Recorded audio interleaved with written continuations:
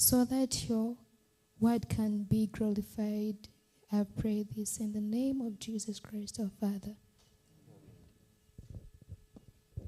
Thank you very much. Let's take our seats.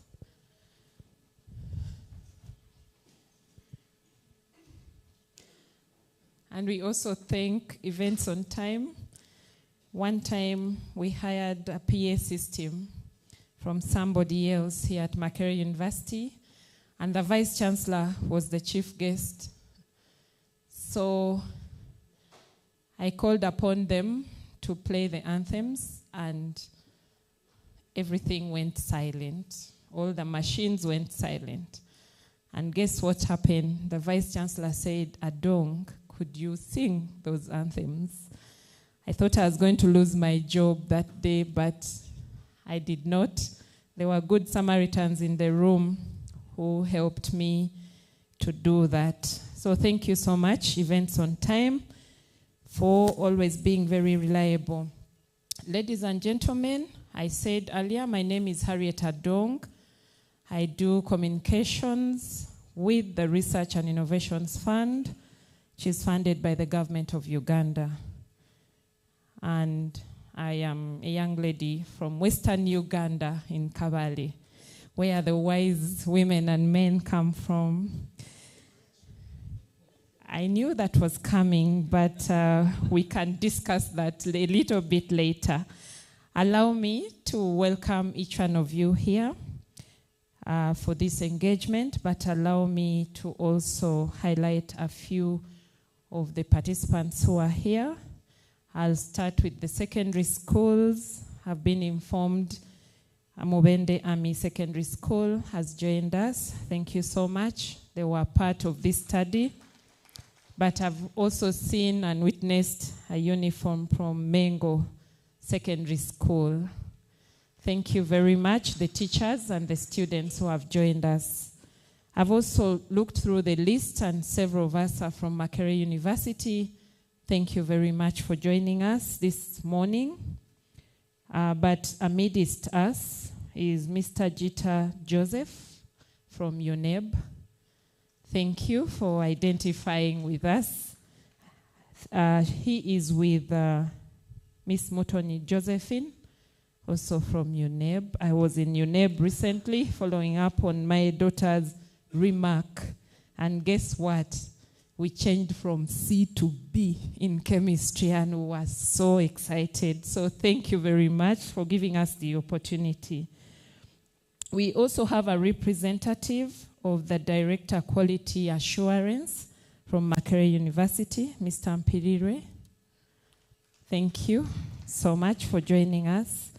We also have the Deputy Director in charge of academics at NCDC, Dr. Bernadette Nambi, who is also our keynote speaker this morning.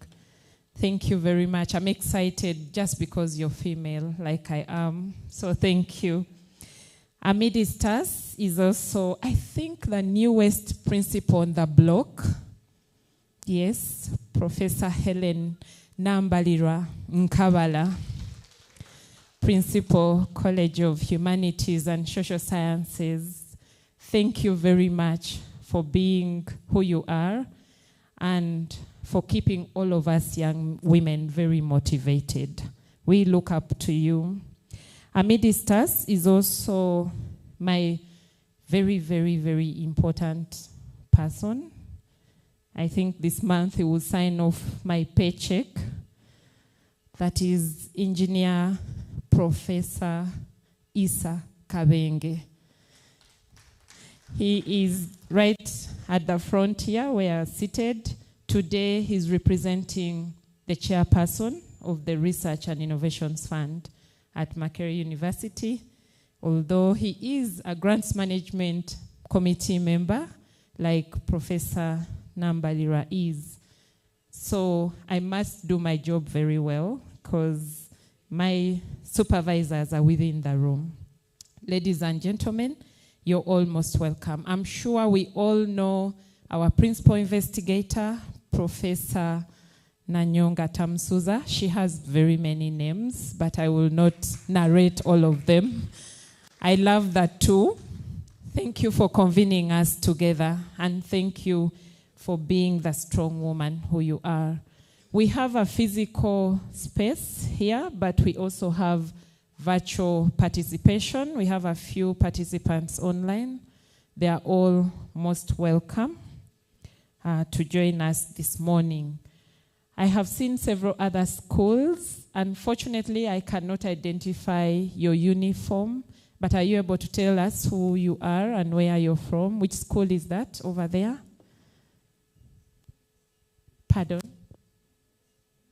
Entebbe Secondary School. You're welcome. There is also one, is that Green Hill? Pardon? Namirembe Hillside. You are most welcome. You're our key stakeholders. You're welcome together with your teachers. Thank you for being a part of this discussion. So, as per our program, we are meant to receive welcome remarks from Professor Helen Nambalira Nkabala, the Principal College of Humanities and Social Sciences here at Makerere University, before we get an overview of the project by Dr. Makwa, who is my brother from Bududa. So allow me, with all due respect, to welcome you, Professor Nkabala, to come and welcome us officially to this engagement. Thank you so much. If I were you, I would clap louder, because she can decide to disband this engagement and then we have to go home. Thank you. I feel bad that you want them, because I was only going to say that we have closed. But now that you clapped, a very good morning, friends, and allow me stand on the existing protocol in the interest of time. It is a very exciting day. I'm looking for the PI where she's seated. And oh, lovely. Can we clap for the PI? As a College of Humanities, we are very excited about this project. And I know my colleague will be speaking in terms of the GMC. Professor Tamsuza, thank you for offering the academic leadership. I'll be excited to ask the team to stand up. All team members on this project, can we celebrate you? Can we celebrate you? And it is intentional when I ask for this. In this team, as you see it standing, we have both scientists and what you think are humanities and not a science. Please sit. Today is a testament that the humanities and the sciences are strong, and when they work together, we even have better results. Thank you, Professor Nanyonga, for teaming up with Professor Tamsuza to show the world that indeed everything is a science. My role is to really welcome you. In a special way, allow me welcome the Deputy ED, Dr. Nambi Bernadette Karuhanga. It's exciting to see you this morning. You know, when you have the National Curriculum Development Center in the room, what else do we need? So really, thank you so much for standing with us and for working with us. And I would like to thank you, GMC, for actually seeing that this project is very worth. And when Professor Tamsuza comes back together with Professor Nanyonga, please allow them. Our partners from Mubende, I celebrate you.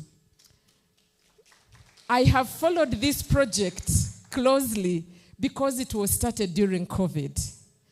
But the teachers, the administration, and the students have been resilient. Can you stand up so that I can clap for you?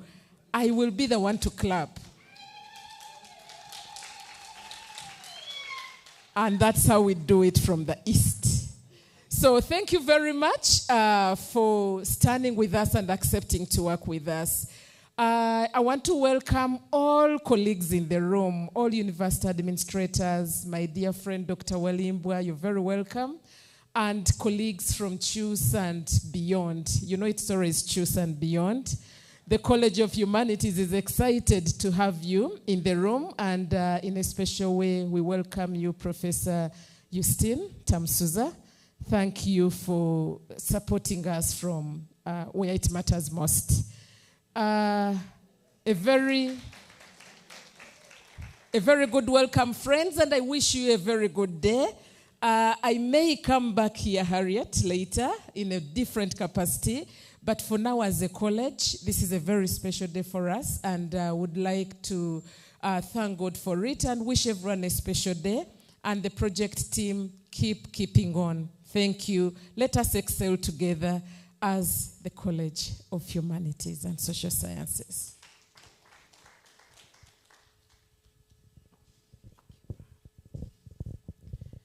Thank you so much, Professor Nambalira.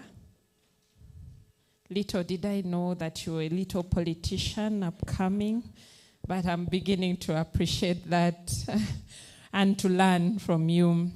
So let's win together, let's celebrate together. And we are all once again most welcome. Thank you for your kind remarks. We move on to get an overview about this project that is working to integrate mathematics and performing arts, bringing science and humanities together. What a beautiful marriage. And the siblings will be, the babies that will come out of that will be extremely very good for us to identify with. The overview, Dr. Makwa, thank you.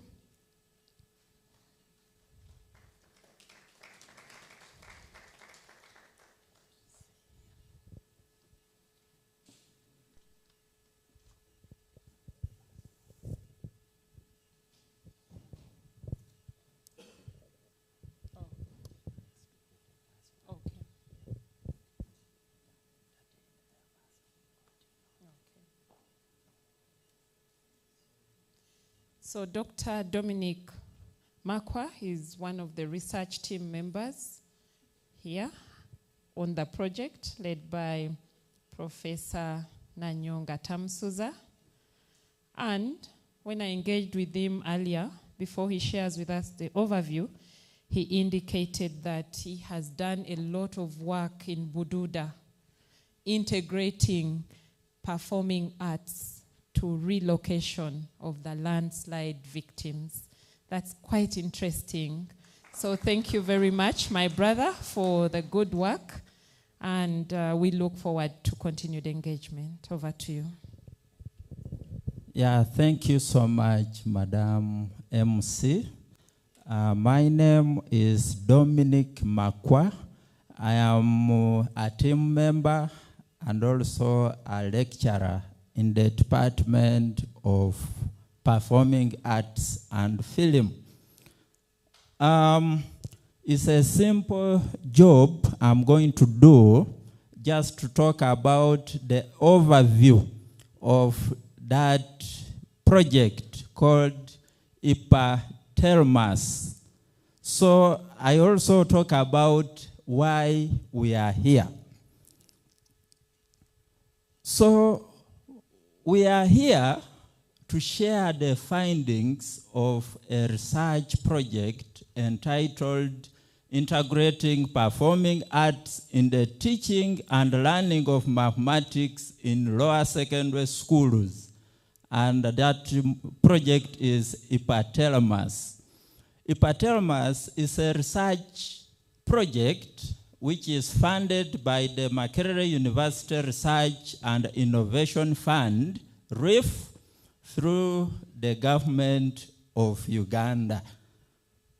The project's main goal was to develop an integrated performing arts mathematics model for teaching and learning mathematics in lower secondary schools in Uganda. I don't want to preempt so much because the keynote speaker is going to talk about some of these things and also the PI. The project is part of the initiatives to enhance educational methodologies and also improve student engagement and understanding of mathematics through creative and interactive approaches. As you will see, the PI will share a lot of information, and we hope that by the end of the project, when we finally come up with the write-up, we are going to have a very good tool on the different methodologies we can use in terms of teaching students to engage and also understand mathematics. This workshop specifically is meant to present the research findings by the PI on the project, and we are also going to share the model to see what is this model, how does it look like, how can we use it, under which kind of environment can we use this model. And also, by the end of the day, we are going to have discussions on how we can scale up in innovative methods of teaching and learning mathematics in lower secondary schools in Uganda. As I come to the end of my overview, I want you to know that the context under which the new curriculum is implemented was one of the key factors which motivated this study. And our keynote speaker is going to highlight, I am sure, on some of those things. Because in the curriculum, we talk about the different methodologies, and performing arts is one of them. And also the performance of mathematics in secondary schools, especially O-level, in terms of how people pass, and yet mathematics is one of the subjects which are key drivers of science. You know, the government is emphasizing the sciences over the humanities, but we are talking about here the integration of the two. But the point I'm trying to make here is that because of the emphasis on sciences, and because of the kind of performances we have, the performance in terms of the passing during UNEBO exams, so it was one of the motivations for doing this research, as the PI will share. So thank you so much. I wanted also to say that in the context of this paper, our presentation, performing arts will mean music, dance, drama, visual and audio arts, it is storytelling. So I thank you so much for coming, and I pray that you will find the presentation worth. Thank you so much.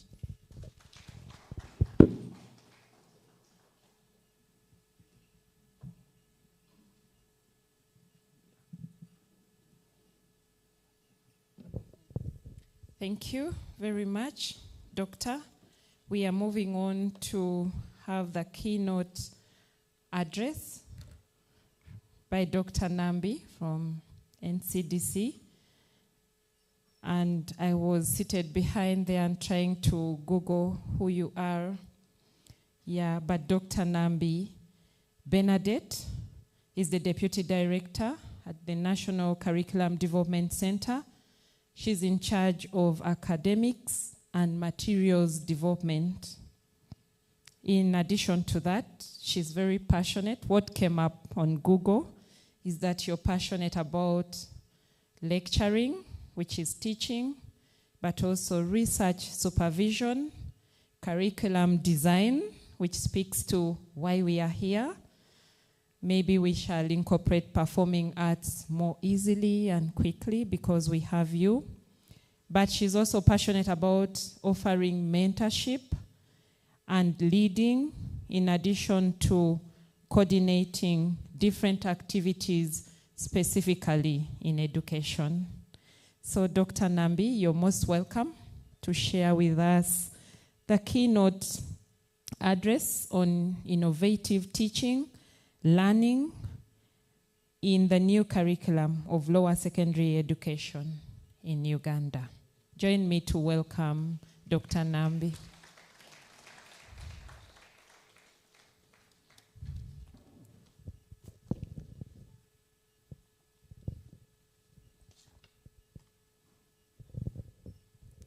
Thank you very much.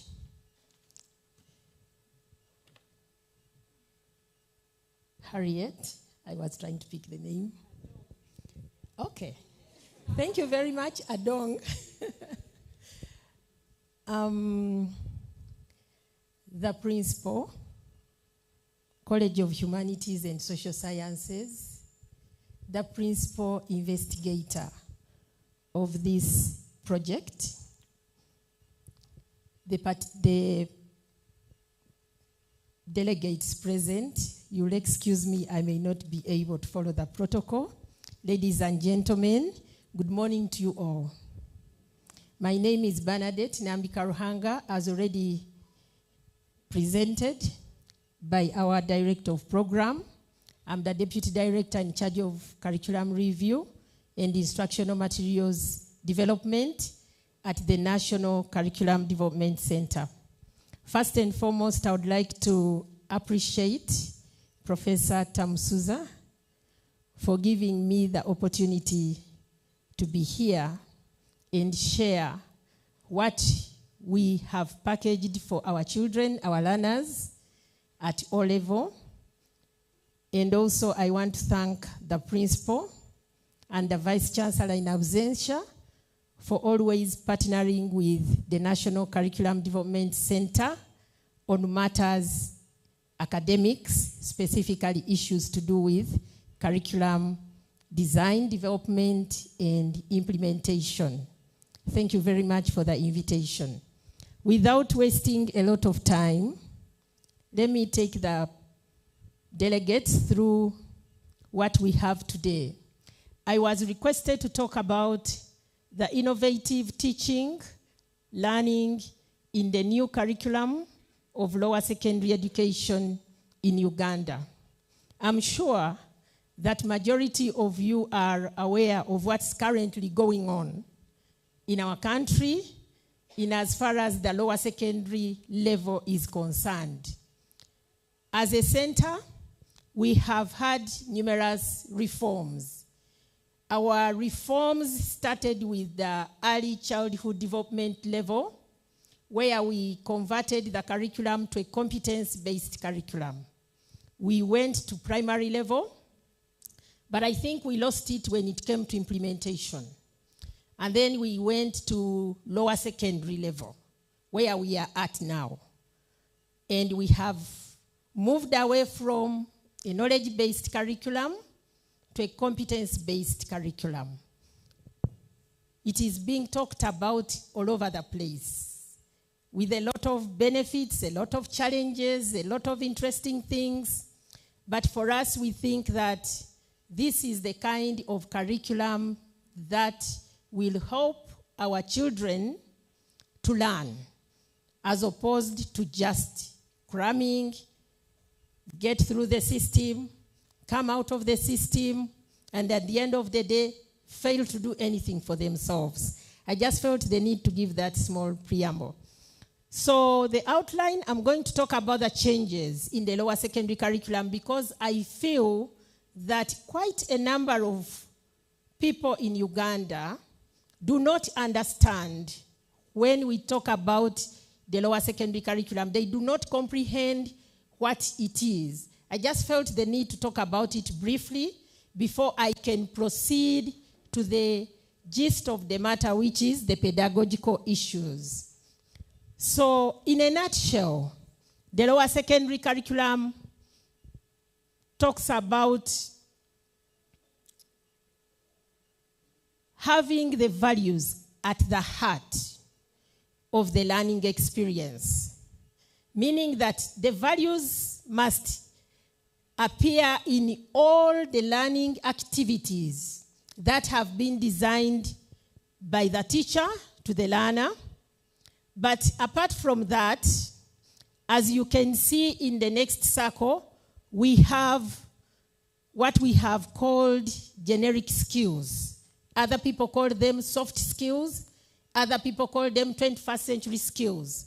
So we have critical thinking and problem solving, mathematical computations and ICT proficiency, cooperation and learning, communication, creativity and innovation. Those are the skills which must also be integrated in the learning experience. So we are saying that over time we have been emphasizing knowledge.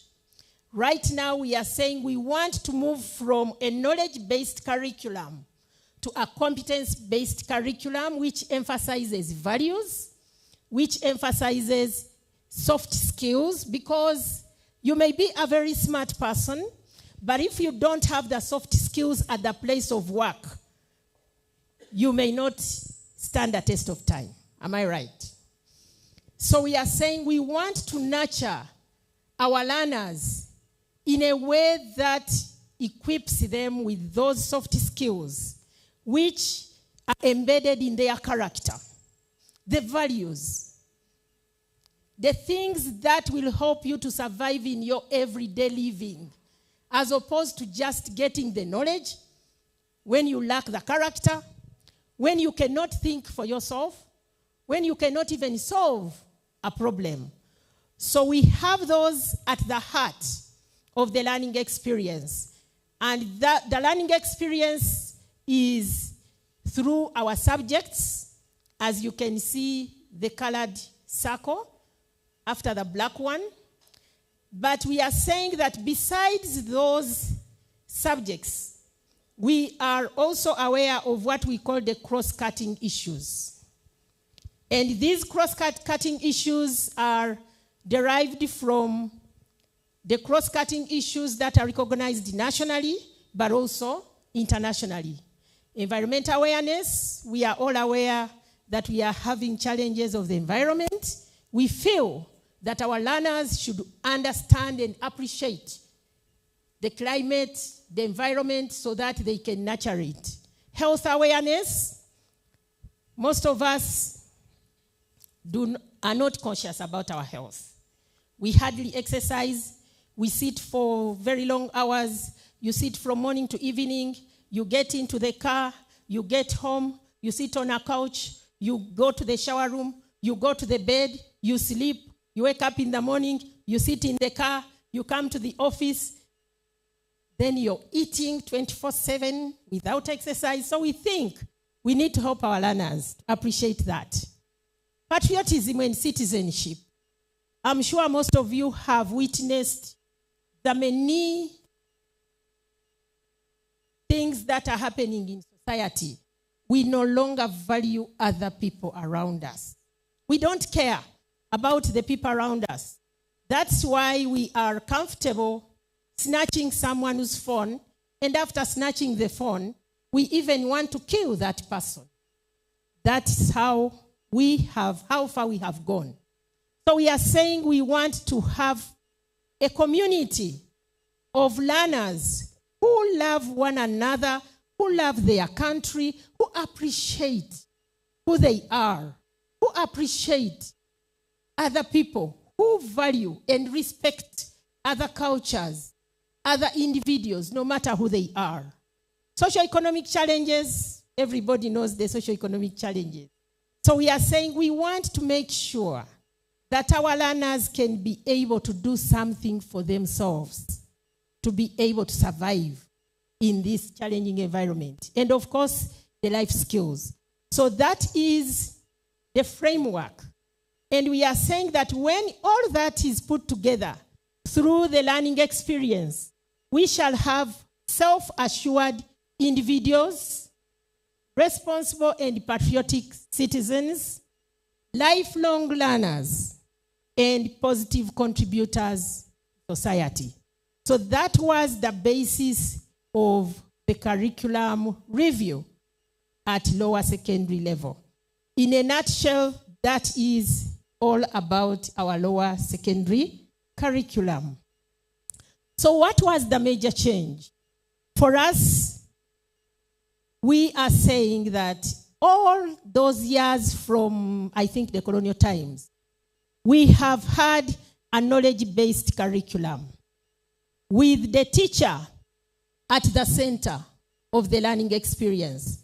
The teacher knows it all. And in most cases, those of you who studied during my days, when you questioned the teacher a lot, you were dubbed a very stubborn or ill-mannered learner, right?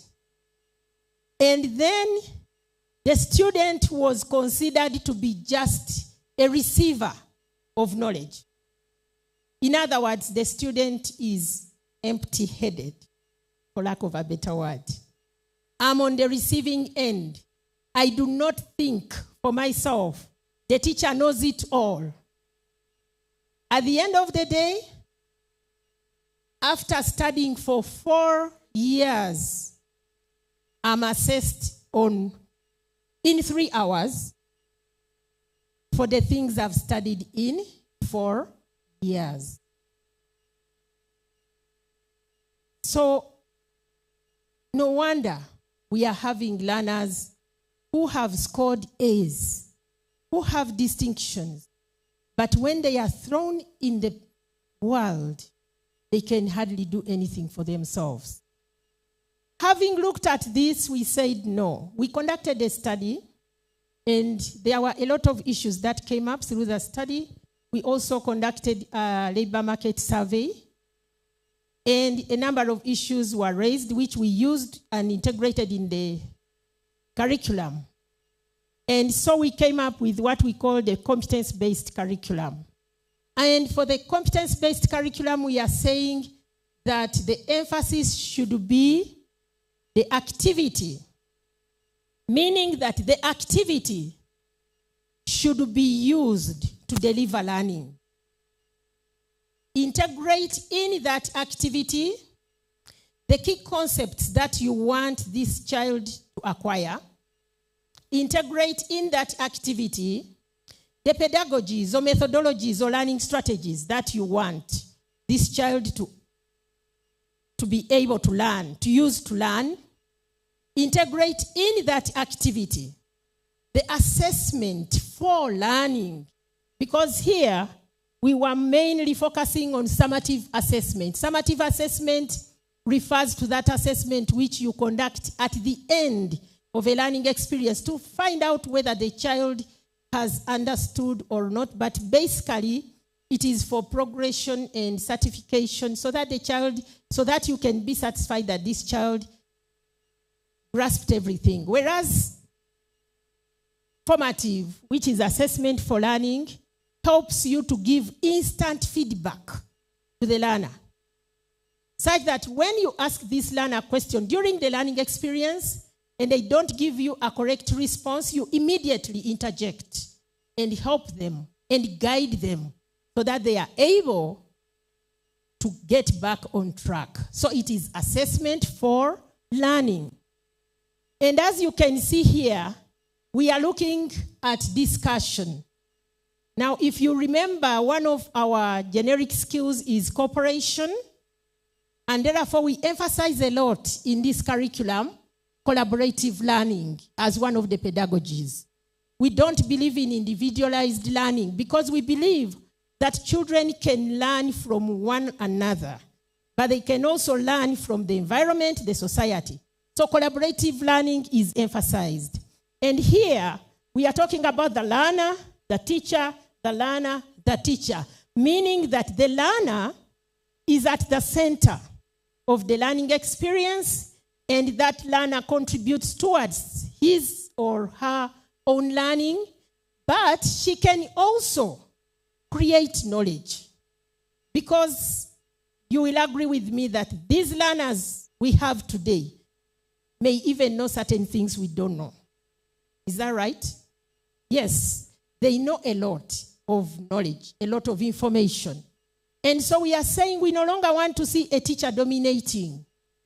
We now want to see the learner dominating the learning experience. Empower that learner.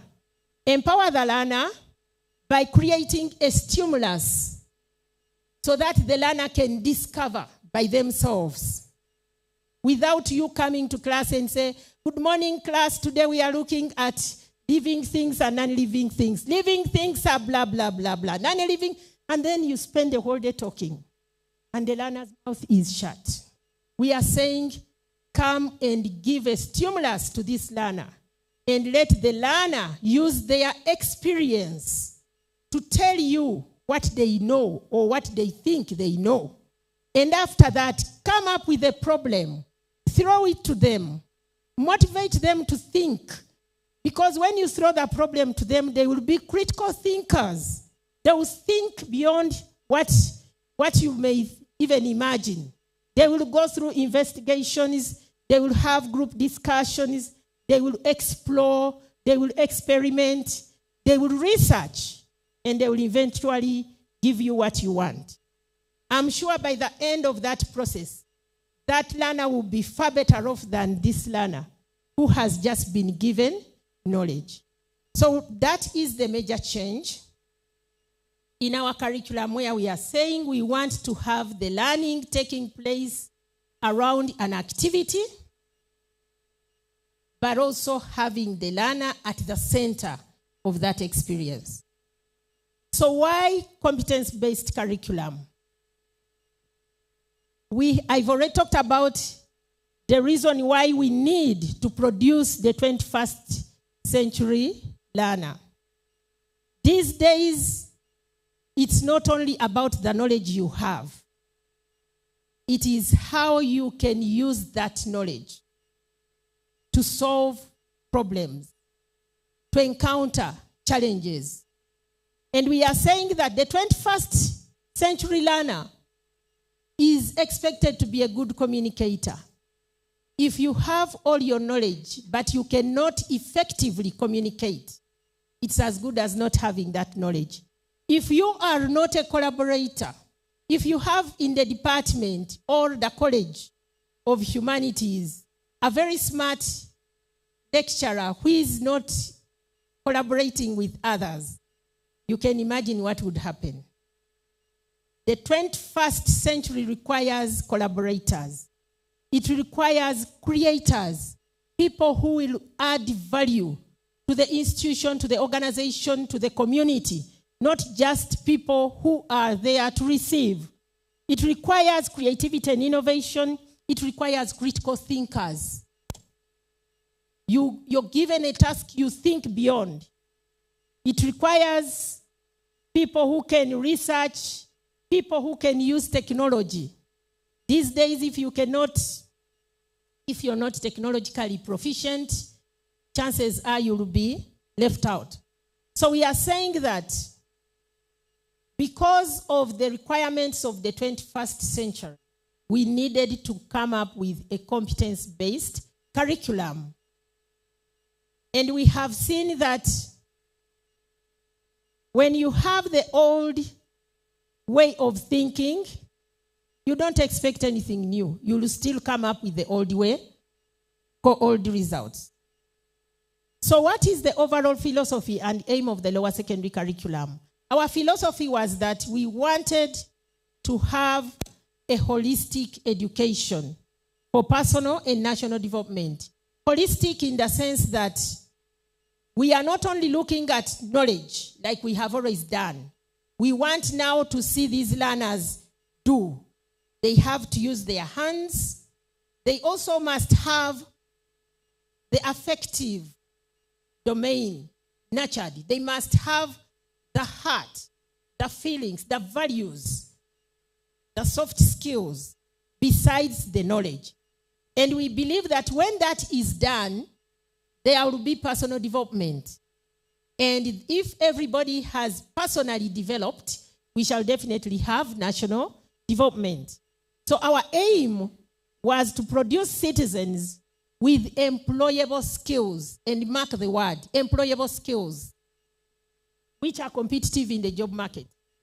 Because, like I said, you may be very smart, you may be very intelligent, but if you cannot be employed, because one, you come late to work, you're very obstinate, you're rigid, you're not flexible, you do not work with others, you're not a team player, you lack self-awareness, and many other things, no employer will be patient with you. So what changed in our lower secondary curriculum? I'll just run through these because I've talked a number of them already. The curriculum design changed from a knowledge-based curriculum to a competence-based curriculum. And our focus is on the learning outcomes. And when we talk of the learning outcomes, we are talking about what the learner can do at the end of the learning experience. And then we are saying we want the learner to be at the center of the learning experience. But we are also saying we want to take care of every learner's needs. Oftentimes we have marginalized children. For example, we have learners who are very, very hyper and very, very active and very smart and very inquisitive. And oftentimes our teachers ignore them because they think they are restless. Sometimes they think they are wiseacres. I don't know whether that's even an English word, but something like that. And then we have these learners who are really reserved. They are introverts. And oftentimes we just ignore them. We never give them attention. But we are saying we want the curriculum to be inclusive. That's why you realize that in most of the pedagogies we use or we have proposed, the pedagogy of collaboration, collaborative learning is very much emphasized. Because we believe that in that smaller circle, this child who is an introvert will be helped to also come up and become assertive and become independent. So we also promote differentiated instructional designs, meaning that we look at the different categories of learners and we design the learning experience with pedagogies that will promote each of those categories within the learning experience. We had a curriculum menu of 43 subjects, and we have now moved to 22 subjects.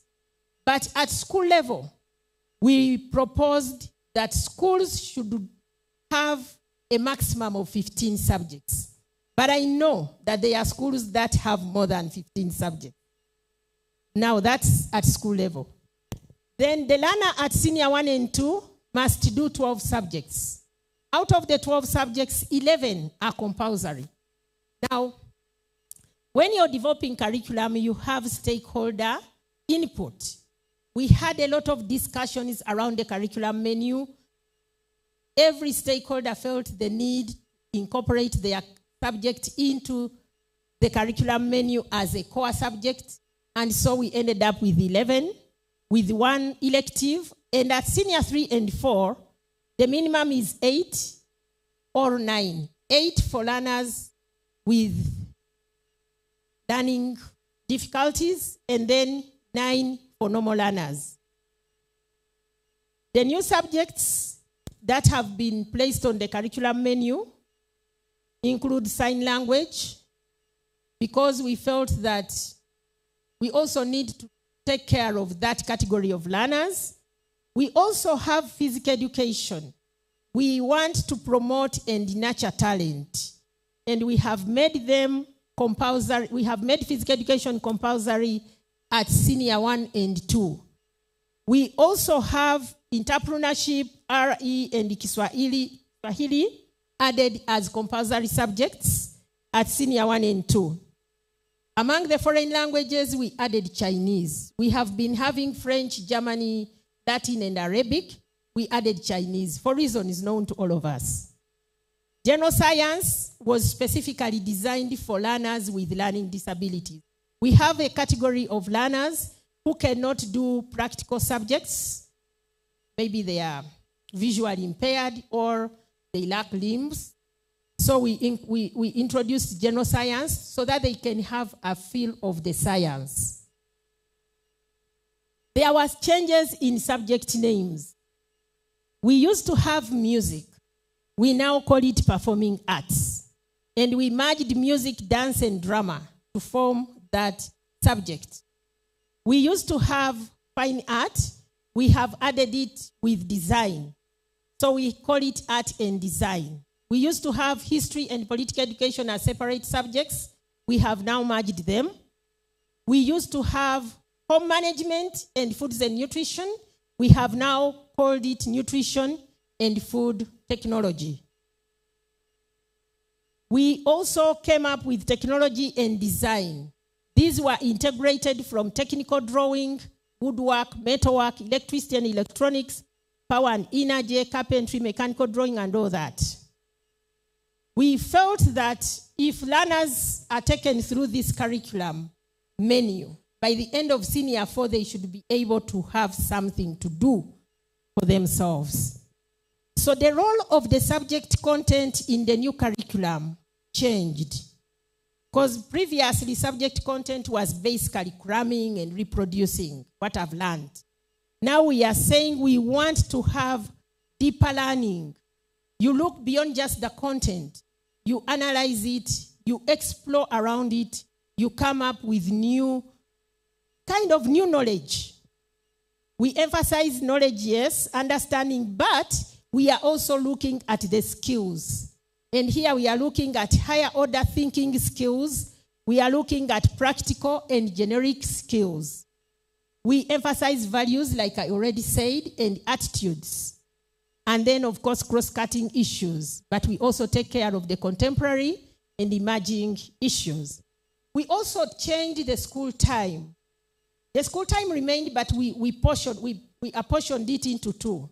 We have the 8 a.m. to 2:55, which is instructional time in the classroom. But we also have the 2:55 to 4, which is experiential learning. The learners should be given an opportunity to get out of the classroom, go and research, go and do their project work, engage in games, sports, clubs, do self-study, do reflections, and so on, so that they can be able to apply what they've learned in the classroom into their real everyday living. So the theories we adopted, and these are not only these, there are many others. We looked at the constructivist theory because we believe that constructivism is one of the ways in which this learner can be able to construct their own learning experience. The theory of multiple intelligences, where we are saying different people are given those extra strengths in different areas. For example, the learners who do performing arts, I'm so excited about this project where you have the performing arts being integrated into mathematics, meaning that there are those learners. I heard Harriet complain that actually wondering her children are doing sciences and she used to have a challenge of math and she thinks she was not smart. No, you were smart, but you were gifted differently. And so for them, they have their own gifting, and now they are tapping into yours, and that's why they are engineers and whatever they are. So we are saying different people are gifted differently. You find someone who is so passionate about music, while another one is so passionate about machines. It doesn't mean that either of them is daft. Each of them is smart in their own right. We also used Cobb's learning theory, and then we also adopted Bloom's taxonomy. So we said we shall be emphasizing mainly from analysis upwards, up to creation and evaluation and all that. So what does Howard's theory of multiple intelligences tell us? It tells us that learners have different types of intelligence. There are those who are the verbal linguistics. They are very good at speaking. They are very good at making rhythms of words, like someone who can make a very good poem, like poetry. Those people fall in that category. Then you have the logical mathematical intelligence, those who are good at numbers, who can calculate this and that. Then you have the spatial visual intelligence, people who do the art, the artworks and all that. Then you have the bodily kinesthetic intelligence, those who can handle objects skillfully. A bit of art there. Musical intelligence, like they perform with others. Not all of us can relate with others. Some of us are naturally not so good at that. But there are those people you meet the first time and you click and he's all over the place talking to everybody and everyone. Then intrapersonal intelligence, being able to be aware of who you are. Some of us lack self-awareness. Naturalist intelligence, ability to recognize and categorize plants. There are people who do botany, zoology, and all that kind of stuff. And then existential intelligence, being sensitive and the capacity to tackle deeper questions. Those people who question each and everything. But who created God? How did the world begin? If they say it's God, where did God come from? That kind of thing. So those are the different intelligences. We encourage the teachers to tap into each child's intelligence so that is nurtured. If she's good at music, nurture that so that child's talent is brought out clearly, and who knows, maybe that will be their line of excellence and the other areas. So what are some of the innovative teaching learning strategies in the lower secondary curriculum? Like I've already indicated, our teaching learning process has been made activity-based. You remember the other slide I showed you, where we said teaching and learning is now centered at the activity as opposed to knowledge. We are saying, let the activity be the vehicle of learning. The learning must be contextual. Oftentimes we teach children math, but we never show them the application of that math in their everyday living. You talk about math as though it is abstract. So we are saying let the teacher contextualize the learning so that the child can appreciate the learning of math, so that they do not look at math as a waste of time. And maybe that attitude, once changed, we shall have more mathematicians. It should be interactive. We encourage a lot of group work because we believe that children learn from each other, but they also learn from their environment. And we also emphasize integrated learning. And I've liked the concept of integrating math into performing arts. We emphasize integrated learning. And we also emphasize formative assessment because the essence of this curriculum is to promote learning. We are talking about assessment for learning. Yes, the exams are there, the end of cycle is there, it is progression, it is certification. We want the child to learn. And we can only help this child when we conduct formative assessment. So the teacher is no longer the center of learning. You remember the other slide? We are saying now the teacher should just facilitate. But then that does not mean that the teacher should sit back. I heard somewhere someone saying, teachers are saying, this curriculum is so easy. You just go and sit, you give work to the students, and you relax. Teachers who are here, that's not what it is. You must read extensively. You must be well equipped so that when these learners are doing something against what is the right thing, you bring them back into line. Then the teaching learning strategies we use, we emphasize blended learning, if possible, using of ICT as a tool for learning. Oftentimes people think when you talk of ICT, you're only talking about the computers, but ICT is bigger than that. I've already talked about the differentiated learning because of the different gifts that learners have. We also look at the pedagogy of integration. Integration across subjects, like we have had math integrated into performing arts, integrated into math. Integration of assessment into the learning process, I've already talked about that. Integration of learning strategies in the activities. Integration of life experiences into the activities. Integration of generic skills and values. We emphasize learner-centeredness, collaborative learning, project-based learning. Each child at all levels is supposed to have a project. And this will be assessed by UNEB at the end of the cycle. And on the certificate, it will be shown independently. It will be assessed and shown independently depending on what the child will have done. So we emphasize project-based learning. Problem solving. We are saying teachers must create real-life problems in the form of scenario-based items. Throw them to the learners so that the learners can be able to tackle those problems. Experiential learning, where we are encouraging our learners to go and visit some of, for example, the workshops. They could go into the community. If there is a farmer and they see with their own hands, they should be part and parcel of the process. Flipped classrooms, where you give an assignment and the learners are free to go discuss and then come back to class and share. Discovery, exploration, analysis, and application. Those are the pedagogies, of course, among others, if there is any other innovation, that we are emphasizing for the lower secondary curriculum. We also think that the 2:55 4 p.m. should be teacher supervised.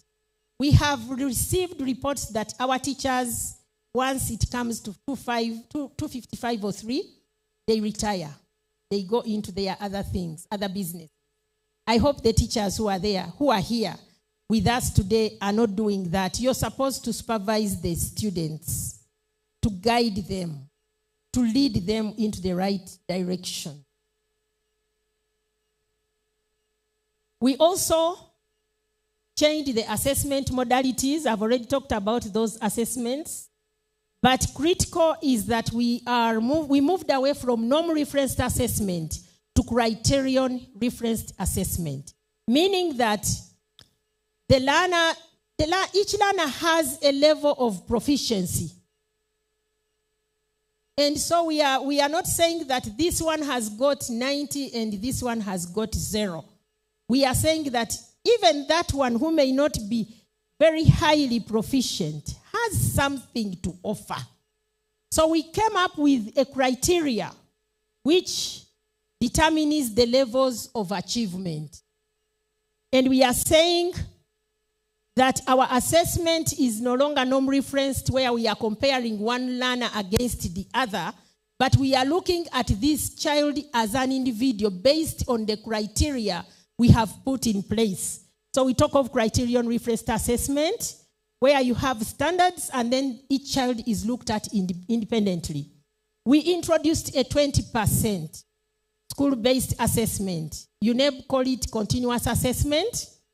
And we are saying this 20% will be drawn from what we call the activity of integration. It is one of the innovations we made in the curriculum. This activity of integration integrates everything that the child has learned on a given topic.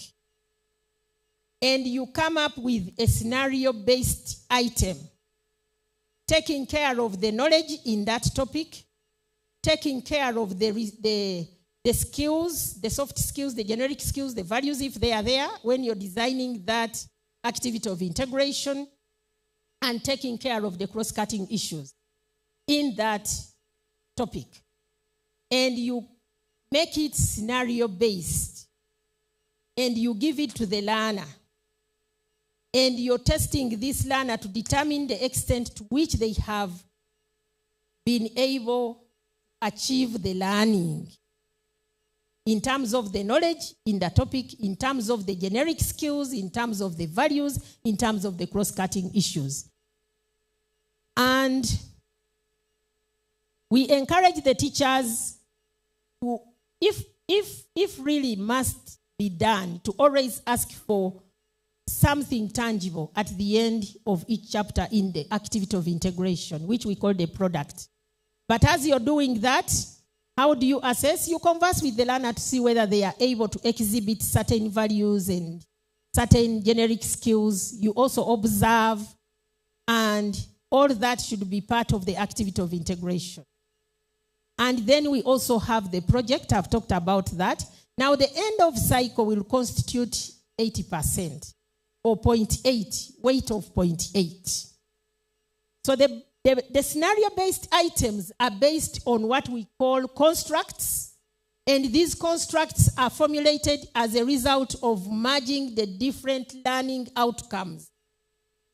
You look at similar items which lead into a certain direction through the learning outcomes, and you throw them towards that construct. So it is that construct that is assessed. And the emphasis in that construct is that we want to see to what extent this learner can apply the knowledge and the skills in solving real-life projects. Now, during the teaching learning experience, we expect the learners and the teacher to reflect on their learning. Those days when you would go to class, you talk, after talking, you close, and you go, you give a test, and you disappear.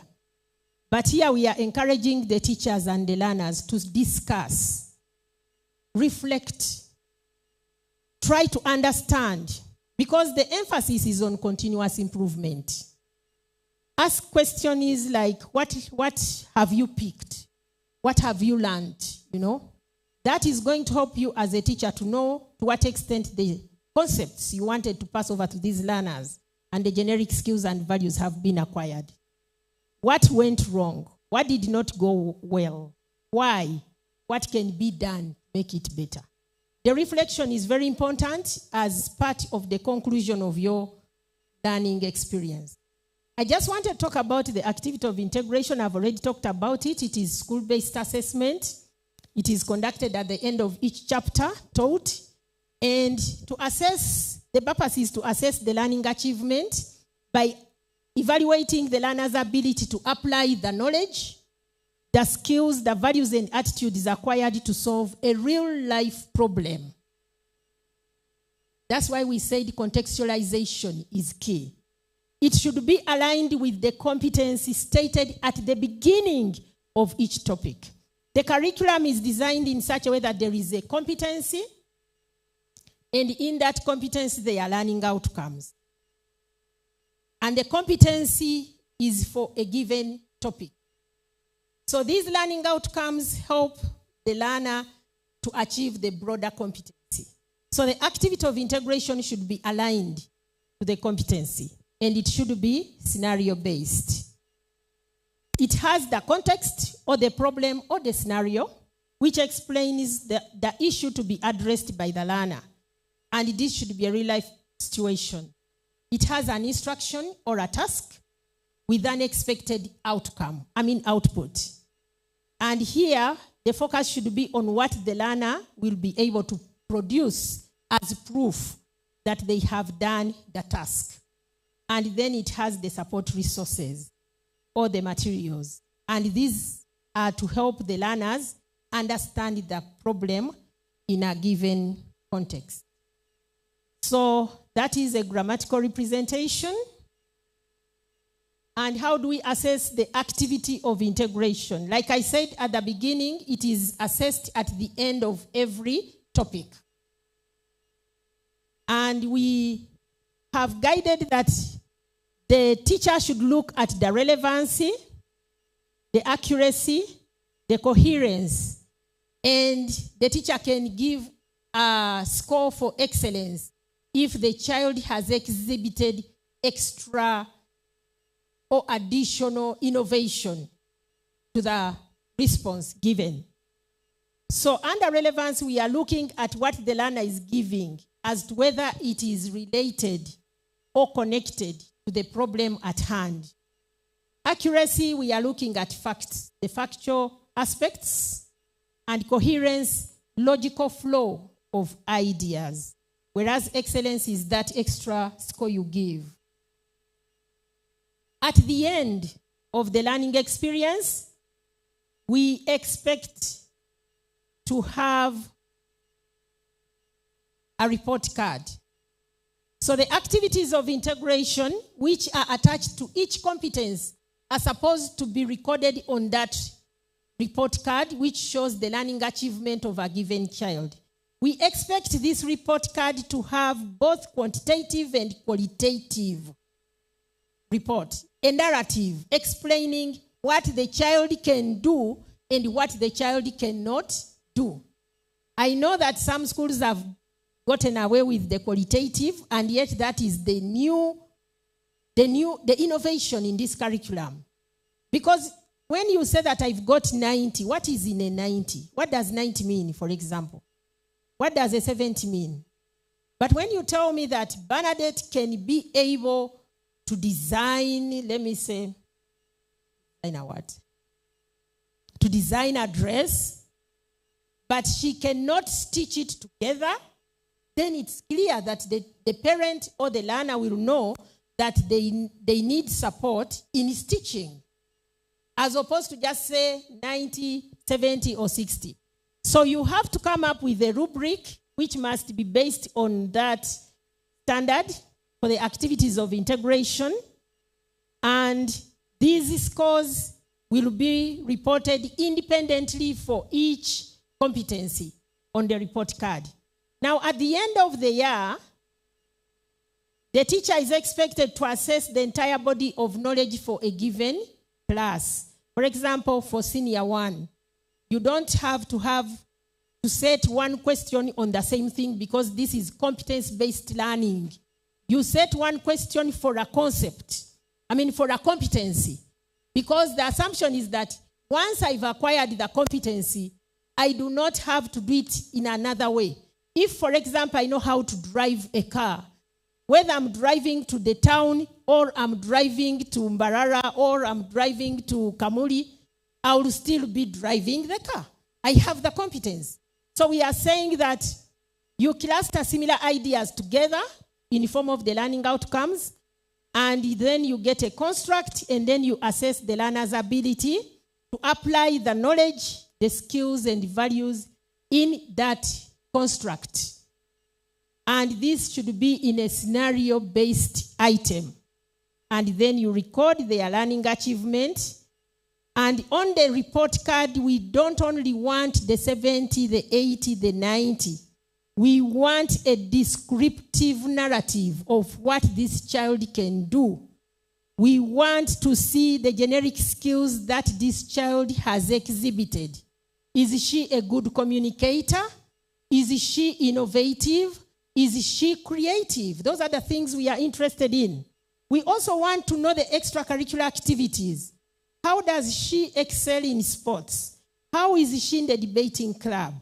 How is she in the environment club? And so on. And also the project. The project must be shown. Ideally, the learners are supposed to be doing their projects right from senior 1. Senior 1 and 2, they do the project. Six projects, short projects in senior 1, and 6 short projects in senior 2. So for the subjects they've done in senior 1, they don't do in senior 2. And then when they come to senior 3, they can choose a fresh project or build on already that they have done in senior 1 and 2. And then after that, that is the project they can go with up to senior 4, which UNEB will pick and assess and place on their certificate. So basically, that is all that there is about the lower secondary curriculum, but most importantly, the innovations that we came up with when we developed this lower secondary curriculum. I thank you so much for listening to me, for God and my country.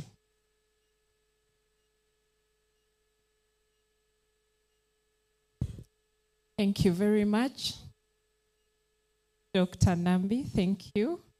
We hope we shall have you to the end, because I'm sure there are several questions from the audience. But thank you for educating us. You were the best keynote speaker for this particular engagement, because as parents, as students, you've continued to educate us about this animal, the new O-level curriculum that we are all trying to get acquainted with.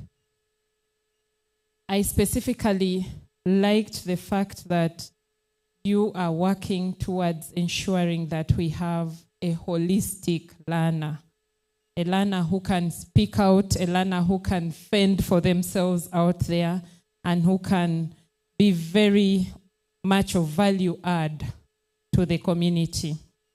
So we look forward to engaging you as we continue to engage in this room.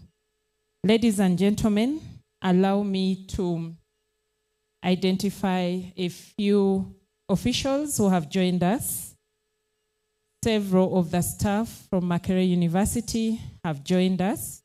You're all most welcome in your different capacities. Allow me not to go through the capacities, but allow me to identify the fact that our Dean of Students, Mrs. Winnie Kabumbuli, is with us here. Thank you so much, ma'am, for identifying with us. The lady in green on my far right-hand side. Professor Buyinza has also joined us. Thank you so much, Professor Buyinza. What is it about green? He's also in a green Makerere University necktie. Thank you for identifying with us. Our principal investigator, you're very lucky to have all this top management team of the institution coming to support you. We thank the Lord and thank you once again for joining us. Amidst us is also our chief guest, Haj Ismail Molindwa. He's the Director of Basic and Secondary Education at Ministry of Education and Sports here in Uganda. Thank you so much, Haj, for joining us and for honoring our invitation. Now, this curriculum that we have just listened to, the competence-based curriculum for O-level or ordinary school education, encourages that we incorporate a bit of activity in the work that we do in learning.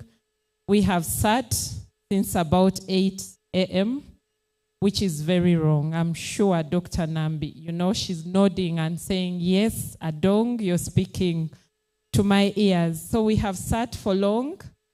Instead of standing up and stretching a bit, our break tea is ready. So before we listen to our principal investigator, we would love to invite you for a cup of tea, a cup of coffee. I pray that we can use 10 to 15 minutes. We are not very many, so that we come back and get the presentation of the key findings from this study. Do we agree to that? I see mainly gentlemen saying yes, yes. So may we humble ourselves and bless the tea, and then we will use this route, this door, to the left-hand side. There are two ladies there who are working with me, who will be able to direct us accordingly to pick a cup of coffee and tea. Feel free to sit out, and then we have the tea really quick, and we come back in here.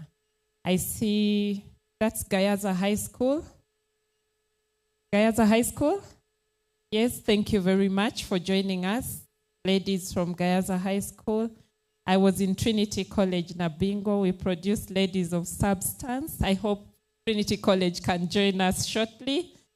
But let's humble ourselves for a word of prayer and we bless our tea. I will do that.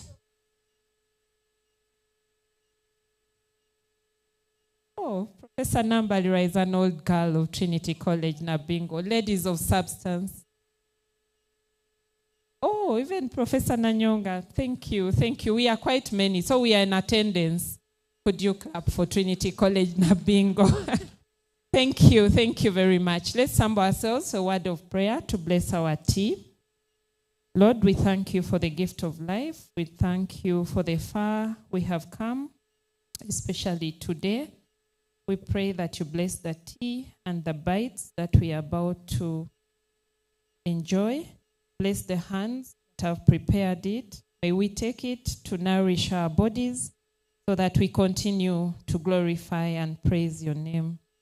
I pray all this, believing in Jesus Christ and Allah.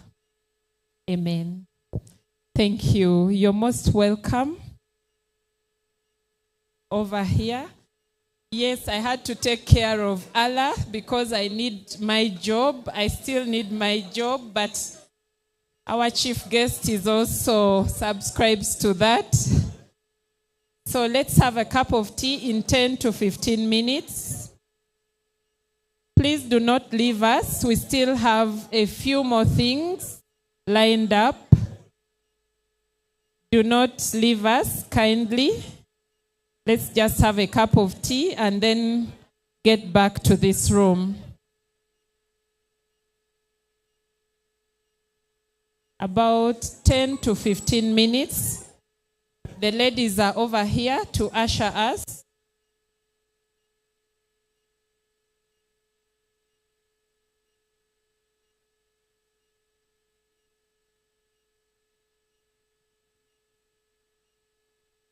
Ladies and gentlemen, as we pick our tea, I've also noticed that Professor Anthony Mugaga, the Principal College of Education and External Studies, is with us.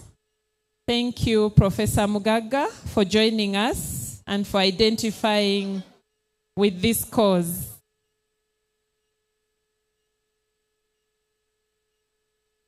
Thank you. May you enjoy the tea and coffee. 10 to 15 minutes, I'll come for all of you and we shall be back to business. Thank you.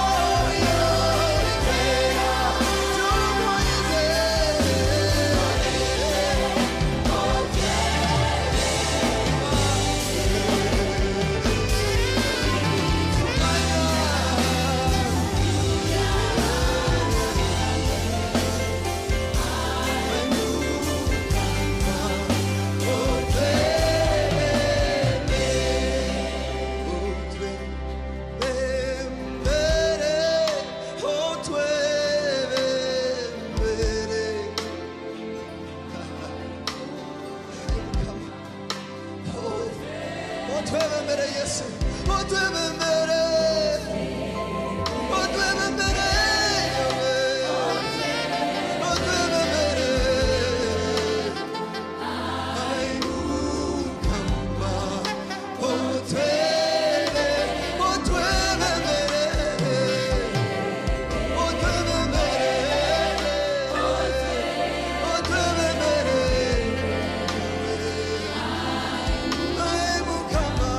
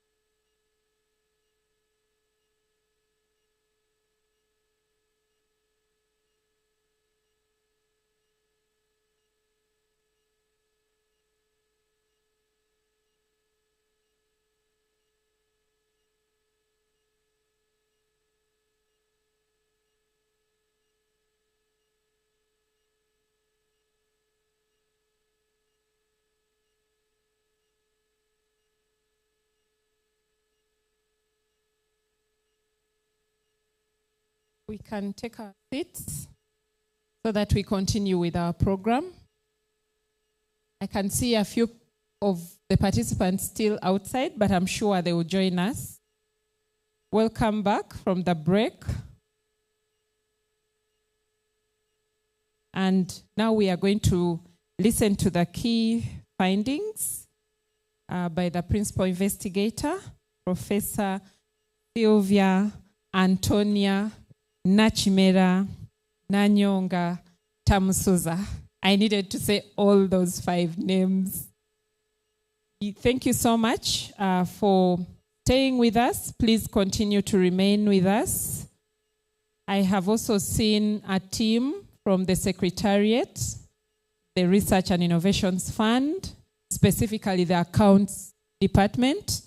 They are here making an assessment of your work, Professor Tamusuza, so that when your request comes for more resources, we can beef it up.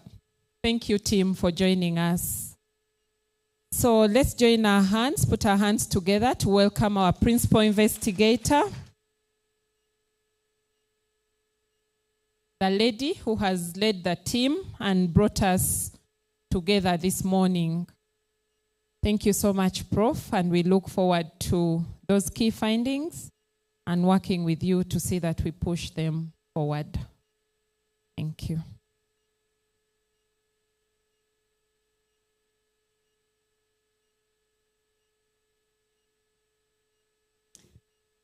Thank you. Thank you so much.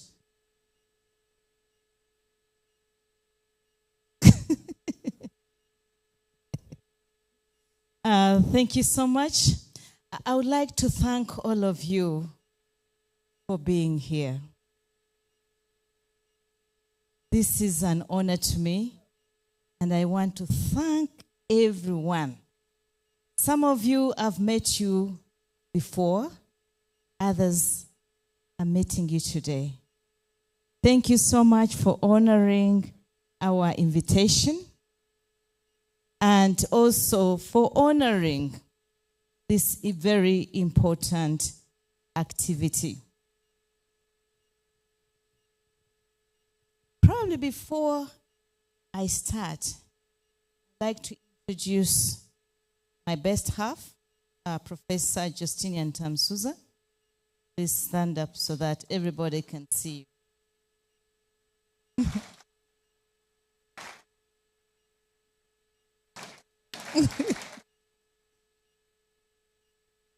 Such that when you clap for me, you know that behind me, there's somebody special. Thank you. Today,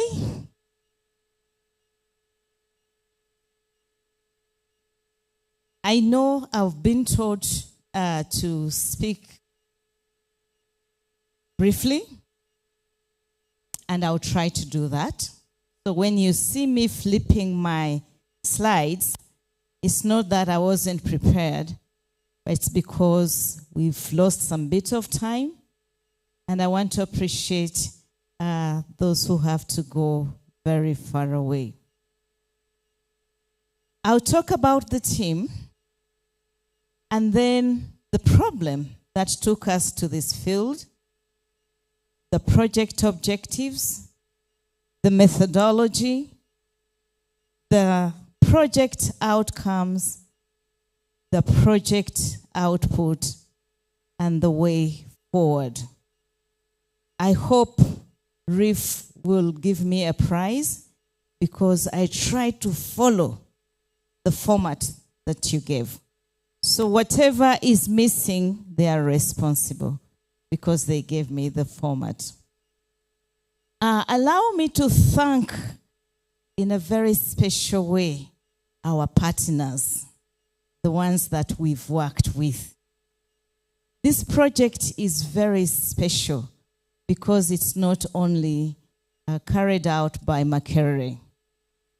Our keynote speaker, I want you to take this gratitude back to Mr. Bale, who is unfortunately not able to be here because you sent him on an assignment. Otherwise, we worked with the Curriculum Development Center, and I hope we really incorporated all the things you talked about. And please don't get your pen to mark us. But thank you so much, because there was no better team than working with the Curriculum Development Center. We also worked with Mubende National Teachers College, or National Teachers College in Mubende. For me, it sounds a little bit not normal. But I want to acknowledge our team, Mr. Bola and Mr. Masate, the academic registrar. Also in absentia, we want to honor Mr. Katelega, the former principal. I was informed that he retired just recently. We also worked with a team of within the university. We worked with the mathematics department. And here I want to acknowledge my namesake and a very prolific mathematician, female mathematician in the country. You've done a lot for the women, for the young girls. Associate Professor Betty Chivumbi Nanyonga. I also want to acknowledge my team from the Department of Performing Arts and Film. We have Madame Lillian Mbabazi. We always want to call her that, but she's a PhD candidate. Madame Lillian, she's been moving around in charge of making sure that all the guests are comfortable. She was in charge of drama. She was leading the team in drama. And then we have Madame Mbabazi, Pamela Mbabazi. You know we specialize in Mbabazis. Pamela Mbabazi, she was on our team. She's also a candidate in ethnomusicology, my field. And she was in charge of music. Dr. Dominic Makwa, who gave an overview, he was in charge of the documentation and archiving and making sure that our data is kept well. And he's also an ethnomusicologist like me. I've forgotten the teacher. Probably no. We had a strong team of research assistants. I would like to recognize Shiba, Zaina Nachigude, who was in music. We also had Andrew Kabugo, in charge of mathematics. We also had Derek Sentongo in charge of music. And then we had Miriam Kulatam Souza, who was in charge of transcription of data and also repertorying whenever we are doing work. And I know she's doing it right now. Thank you. Thank you so much. Yeah, sometimes we take the glory. We don't take the time to thank the people who have made it really to happen. I would like to recognize in absentia the head teacher and the teacher of Chitenga Secondary School, whom we worked with as our control school. And in a very special way, I want to recognize Mubende Ame Secondary School. Please stand up.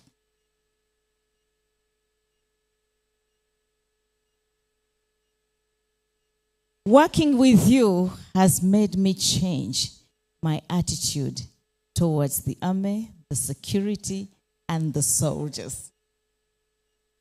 Thank you so much. Of course, we wouldn't be if our university did not support us. Especially RIF, I want to thank the chair. Please send our gratitude. Our project had a lot of turbulences with COVID and being a school, we were locked for 2 years. Then when we were open, Mubende had Ebola. Actually, yesterday I also had, you have some fever, something. These ones don't have it. I mean, those who are there. And I was a little bit worried that you might not come. But REEF has stood up with us. They have supported us. And I really want to say thank you, thank you, thank you. They have not supported me because I'm the head of the Grants Administration and Management Support Unit. That only happened last year. But we began the journey in 2019. In fact, we even had to change our area. Before we worked with Mubende and Ruero, but then when COVID came in and we resumed, we thought it would be easier to be in one place. And what we did was to make sure that Chitenga is quite far away as a control team group from the experimental school. So what was the problem that took us to the field? I don't want to re-echo what Dr. Makwa has said, but we all know that science is a precursor for development, at least as per the policy, the National Development Policy, but also internationally. And then mathematics is positioned at the highest level. Of course, mathematics is also important in our lives. Despite that, and especially in 2019, but I'm also very sure the situation has not changed. Mathematics has been one of the worst performed subjects. I want to make my own confession, and probably one of the greatest inspiration for me to decide that I should do a study in music, dance, drama, and then mathematics. I studied music from senior 1, and my highest degree is in music and in ethnomusicology. When I was in senior 4, I clearly remember my teacher. He was male. He said, we used to perform badly. But of course, there were issues of attitude and also encouragement. He said, you are a girl. You are a woman. Don't stress. After all, Sylvia, you are very good with music. I used to sing. I used to dance. I was great. So he told me, just go and have fun there. And so that's really what happened to me. I went and had fun and ignored mathematics completely because, one, I could not remember the formulas. The other one, it was basically those who were seated in front and the sharp guys. We even had a special name for them that were encouraged by the teacher. So, however, when I did my mock, I got a 7 and I got an 8. And the teacher put a comment and said, "You are going to miss a first grade because you have failed mathematics." For me, that one was, I could not compromise it. Within one semester, one term, I stretched up myself. I stopped the honeymooning, the dancing, and the singing, as my teacher was telling me. I must say, I'm so happy that finally I got a 6. So I never lost the first grade.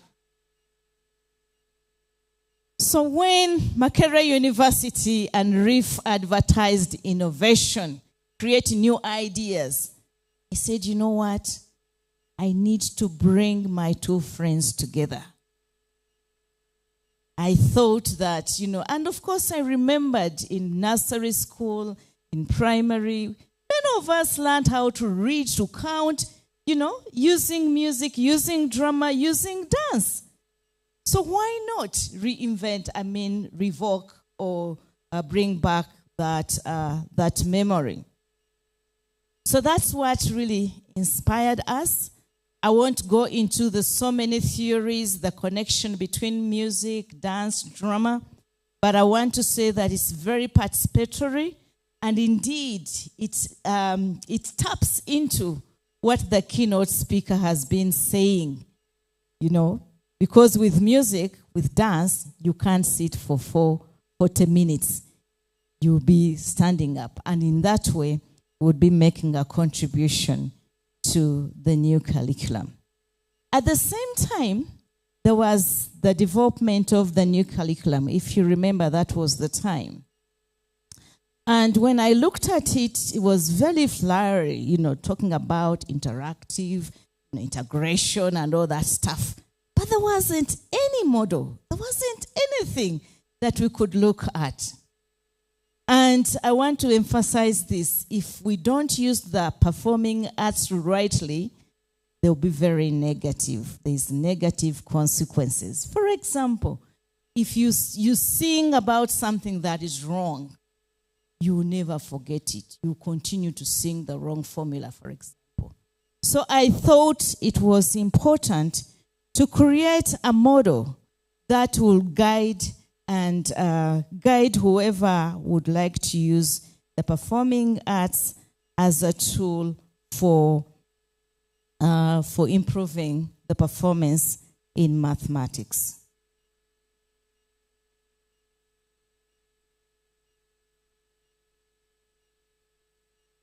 Of course, we know the government has done so many interventions, so ours is a contribution to those interventions. So what was our general objective, or the main objective?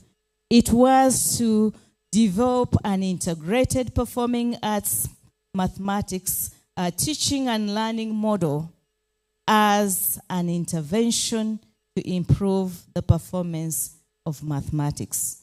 I've not gone into the numbers, what was happening there, because of time, but certainly the performance was not good. So what are our specific objectives? For any study to have value, you need to understand the context. So you'll notice that one of our methodology was to do a situation and analysis to understand the schools, but also the context in the district. The second one is to design an integrated performing arts mathematics model. And our focus is on lower secondary school. The other one was to pilot the integrated model and be able to assess the outcome. And that one, I'm glad to say that we did. We also assessed the impact of the intervention of the model, and then disseminating the data, the research was one of our strategy, one of our objective.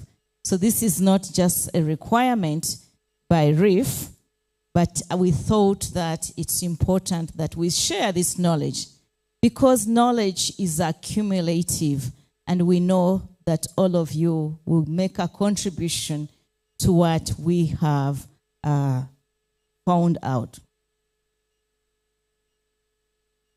I want to say our methodology this was a very collaborative project. We did not only collaborate amongst us as researchers, we worked very closely with the teachers as well as the learners. And I'm very happy that as per our program, we shall have a brief testimony from two of the learners, that we worked with. Such kind of research required a triangulation of methodologies, qualitative, quantitative, and it was a case study. We worked specifically with two schools, Mubende was our experimental school because if we are to study impact, we needed to have a control group and an experimental group. These were mixed. We had to make sure that they had similar characteristics so that the difference does not impact or affect our results. So it's a mixed boys and girls school. Universal secondary school programs are part of it. And we noted that there was inadequate performance in mathematics. We don't use words like poor because it wasn't poor. It was just inadequate. We used a sample of 55 students, learners from each school, because this is what is required. That's what is set as a standard. Of course, one would say, why would you do a model for such when you know, for example, in one of the streams we had 200 students? Yes. But I'm not saying in the pilot school. Yeah, but if you go to other schools and the schools in Mubende, that's a known fact. However, we wanted to keep the standards and work within the definitions of the policy makers. So what was the journey? The journey was as long as you can see, and I won't go through each of them, but we are having our dissemination, and we shall have our final report, because we know there are ideas you may input into this, and we will work on, we have a draft of a policy briefs and also drafts of articles. Notice there will be quite a number of articles and paper journal articles that would come out of here. So what were the outcomes? I want to report to you that basically when you are talking, I said, that one, and that one, and I was ticking. So our project, we noted at the end of it that there was enhanced student engagement, as we can also see in the image. And one of the, I didn't talk about the problems that we found through the situation analysis, but one of the things we noted was that the boys wanted to do their own things and the girls were also doing their own things, but we can see that they were all now coming together. The learners improved their comprehension skills. If I had enough time, I would have shared all these details. But the concentration span was also improved, because we know that's one of the factors that affect performance.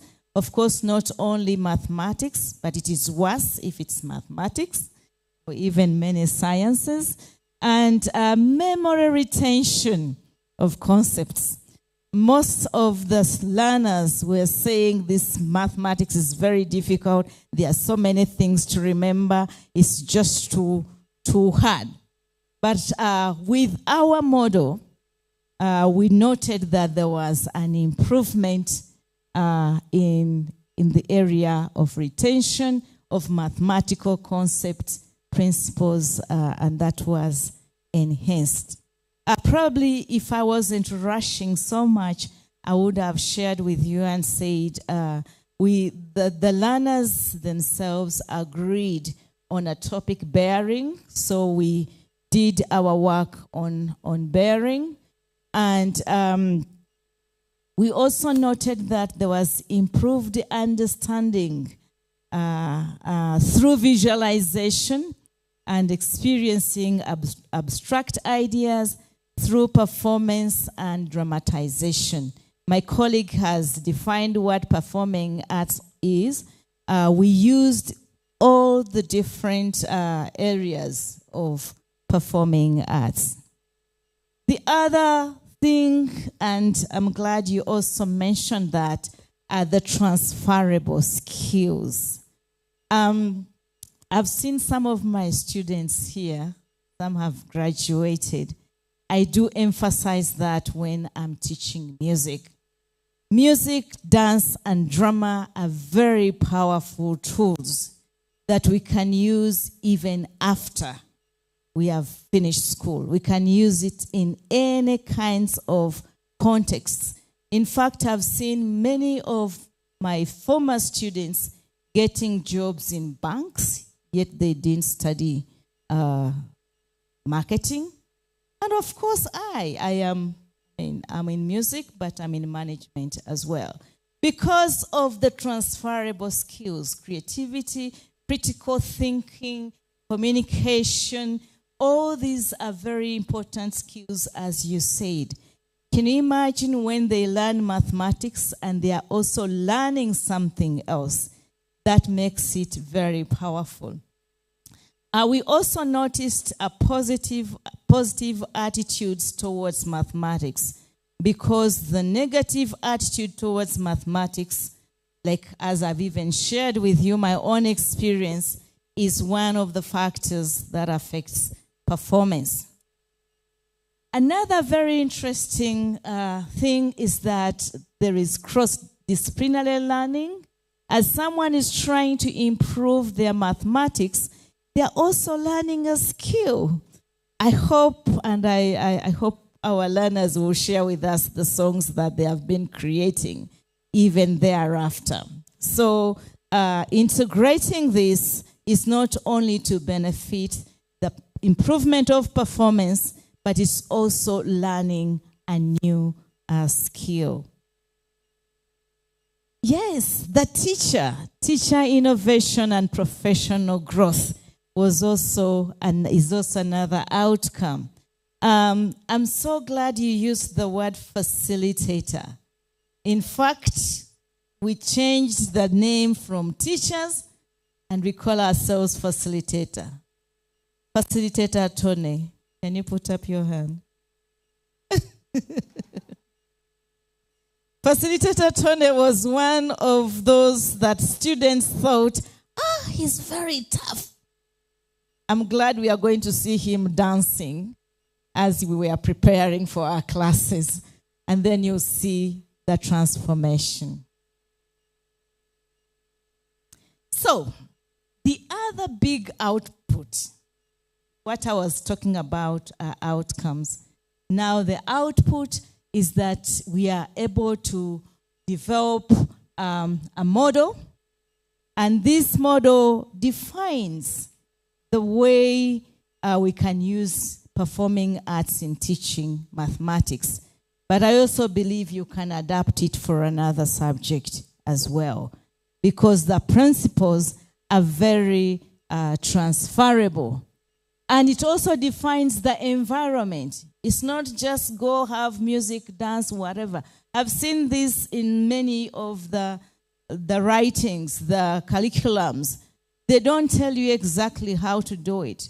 And in the end, we've seen either the learners just end up dancing and singing, and then they forget that actually they are singing to learn something else. So we've created this, defined the activities and also the content and material in order to enable a successful integration of performing arts. We also, this model is also learner-centered. The focus is on the learner. Teachers are knowledge facilitators and not knowledge owners.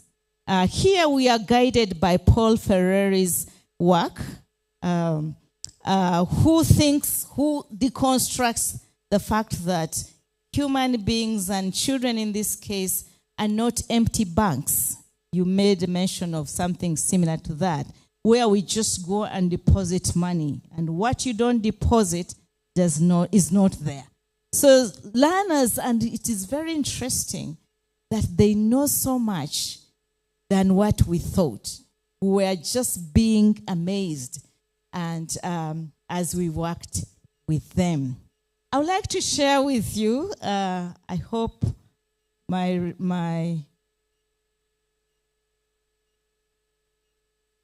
I hope the sound is good. I just want to share with you this video. This was one of the videos this was one of the sessions when we were training the teachers, because they need some bit of basic skills. So we trained them and left them and said, go and create something. And so they came, they taught us. You can see some of us in performing with them. But this was a song that was created by Tony, Herbert, and Simon. Can you stand up?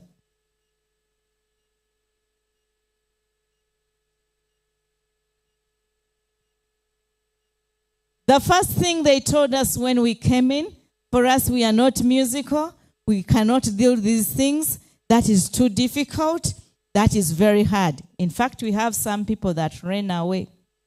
There was a lady, you remember? There was a lady, Herbert, who ran away and said, those music things, it's not me. But let's have a look at what they gave us.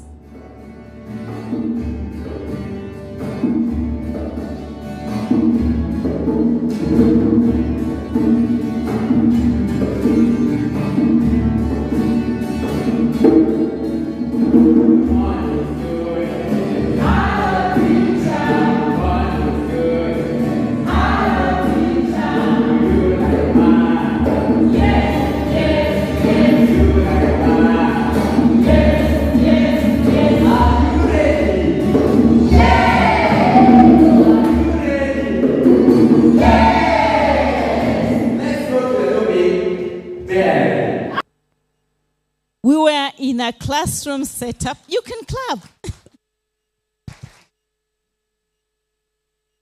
We were in a classroom setup, so the recording would not have been different.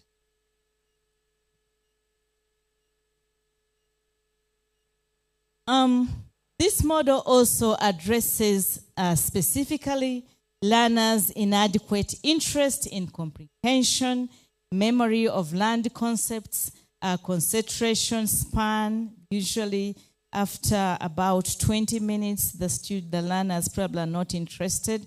But with this model, we are able to engage them and also help them improve their performance. Of course, I don't want to mention that schools that have extracurricular activities like music, dance, drama, kind of retain some students who would otherwise not be in school.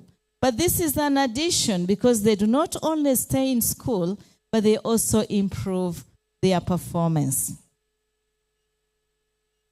So, what are those conditions? We've listed a few of them that would enable the use of this model.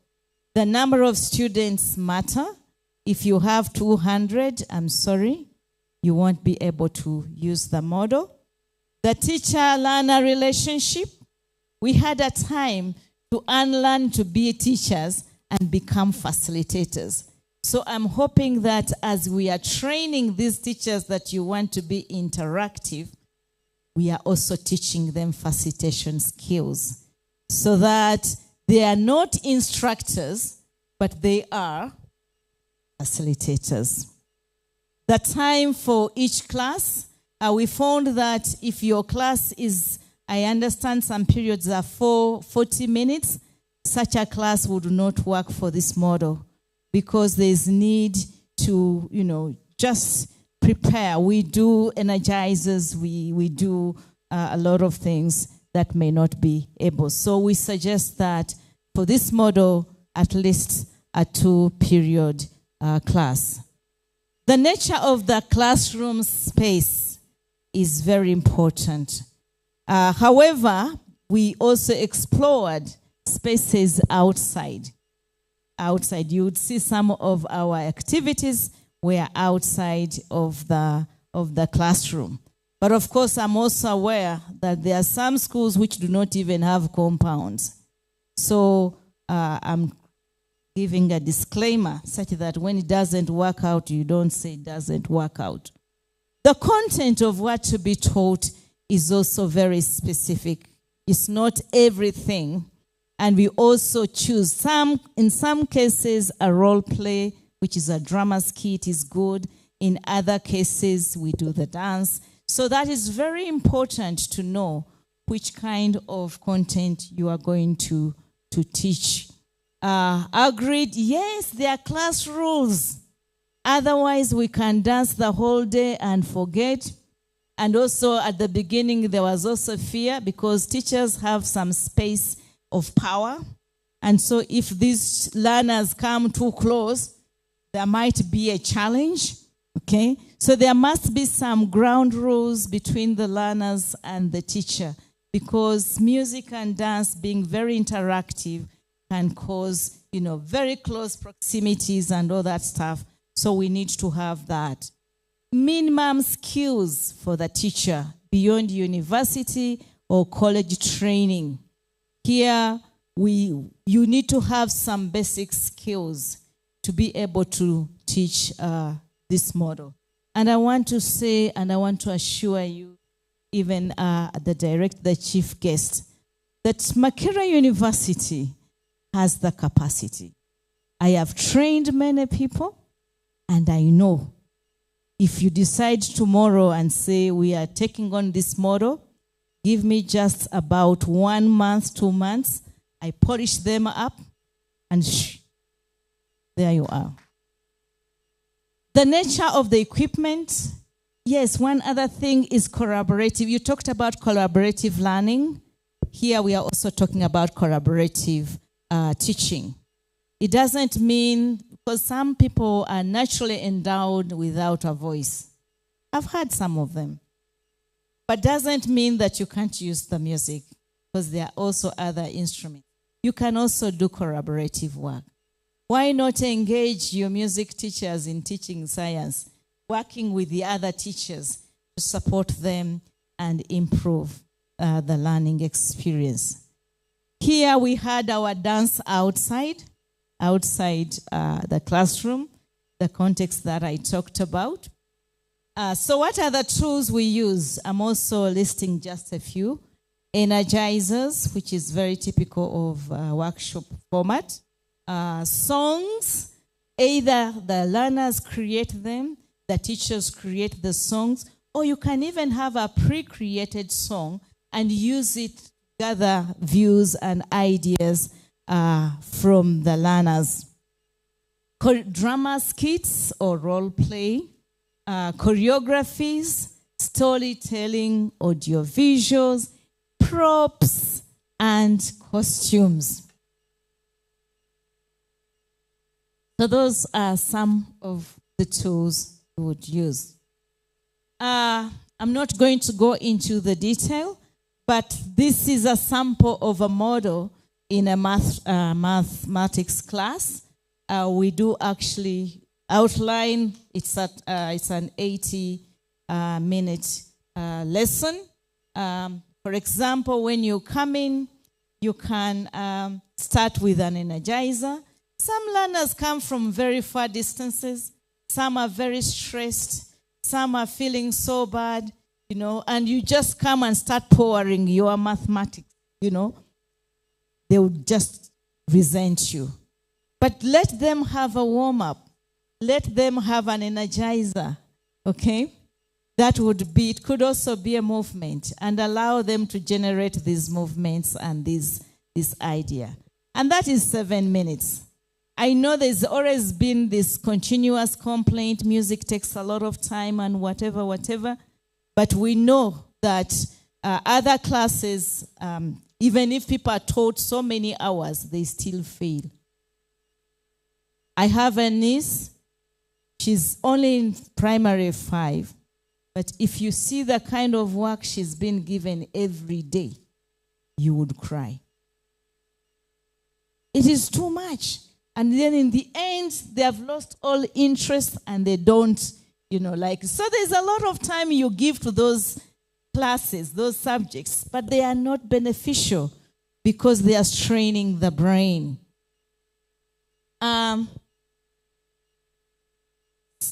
This model is not just singing, and indeed the teacher must know his or her content. We have sessions where the teacher is facilitating, and then we have others where they do group work. They can come in a group and create a song about a concept. We shall shortly hear an excerpt of one of such music that they did. You can also give homework to the learners using music. Many of them don't want to work, or they just scribble, but you can give them to create a song or a kind of a role play, and then share it in class. I would like to play for you one of such songs the learners created on bearing.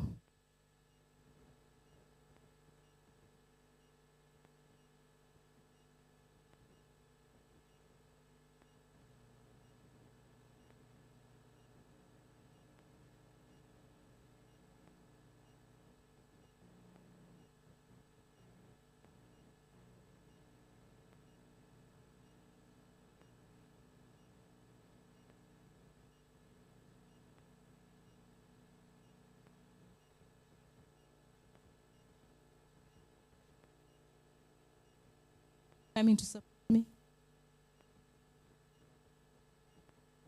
Oh, it would be a pity that we can't play it. Okay. Anyway, there was a great song that the learners created. I don't want to bother you with all these numbers, but we did a pre-test before administering the tool, and then also did a post-test. And later on, we compared it with those that were in the control group, and we noticed that there was tremendous improvement in the performance for those that had the experiment. And then, of course, we had 55, but at the end in our analysis, we ended up with 44 because those were the ones we threw out consistently. Otherwise, if we gotten others that were not, we would have had biased information. I'm about to end. Another output was what we call IPATeLMaSS app. This is an app to enable or to help the learner create a song. After they have learned their content and it's been checked by the teacher, and now we want to have a memory, but not in a cramming format, memory that is very, active, not passive, they can create a song. And so we have this app it's built on Android, and we are hoping that the learners would be able to use it, You can see here, they are trying to create their song in a group, and then after they have done so, they can now use the app. That's just a screenshot. And I would like to request Derek, you want to come in and just give a very brief illustration. Hello, class. That's one of the Today, songs. We are learning position direction. Bearing is simply direction to or from. Point of reference. Bearing is simply direction to or from. Point of reference. Bearing is simply direction to or from. Point of reference. So you got to stand as you dance, and I show you how it works. Works. You got to stand as you dance, and I show you how it works. Works. You got to stand as you dance and I'll show you how it walks. Walks.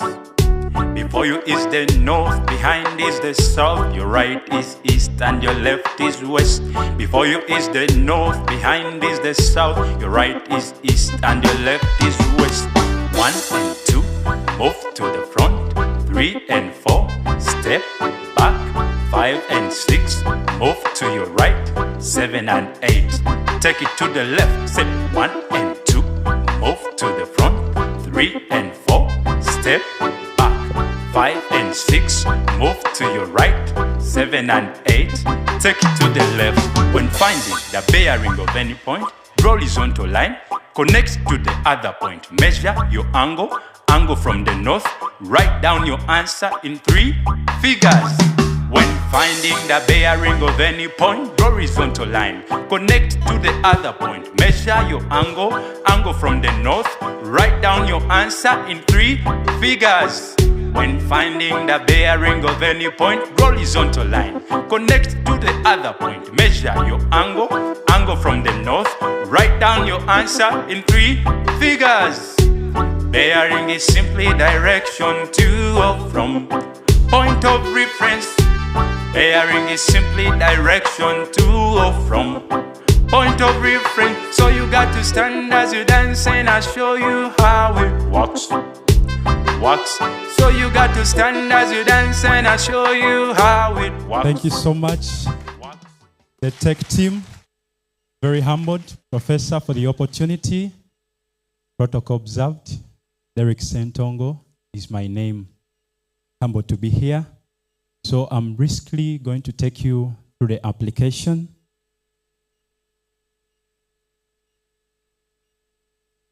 So here we go.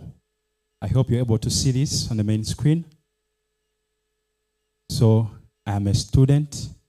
I must have my credentials. I must have a student number to log in. And I must have a password. Now this is done by the teacher. A teacher has what we call a dashboard administration. So from there, it's an interface. So they put up assignments, and that is able to be reflected in the app. So a student whose name has maybe formal has been entered in the system, you come and put in those initials. So mine here, those are the details, login details. So 51. Then I have my password, and then I log in. So you have my display there. So when I'm in, I can go straight and check my activity. But before I do that, I have to be aware of the time I have here. So my time is already counting, so I have no time to waste here. I'm here for business. Straight on, I'll go to activity. When I get into activity, I will be able to see all of what I have to do here. So I tap into one of these. When I tap into activity, so I can look through the details here, and then I can say start assignment. When I click on start assignment, I see options here.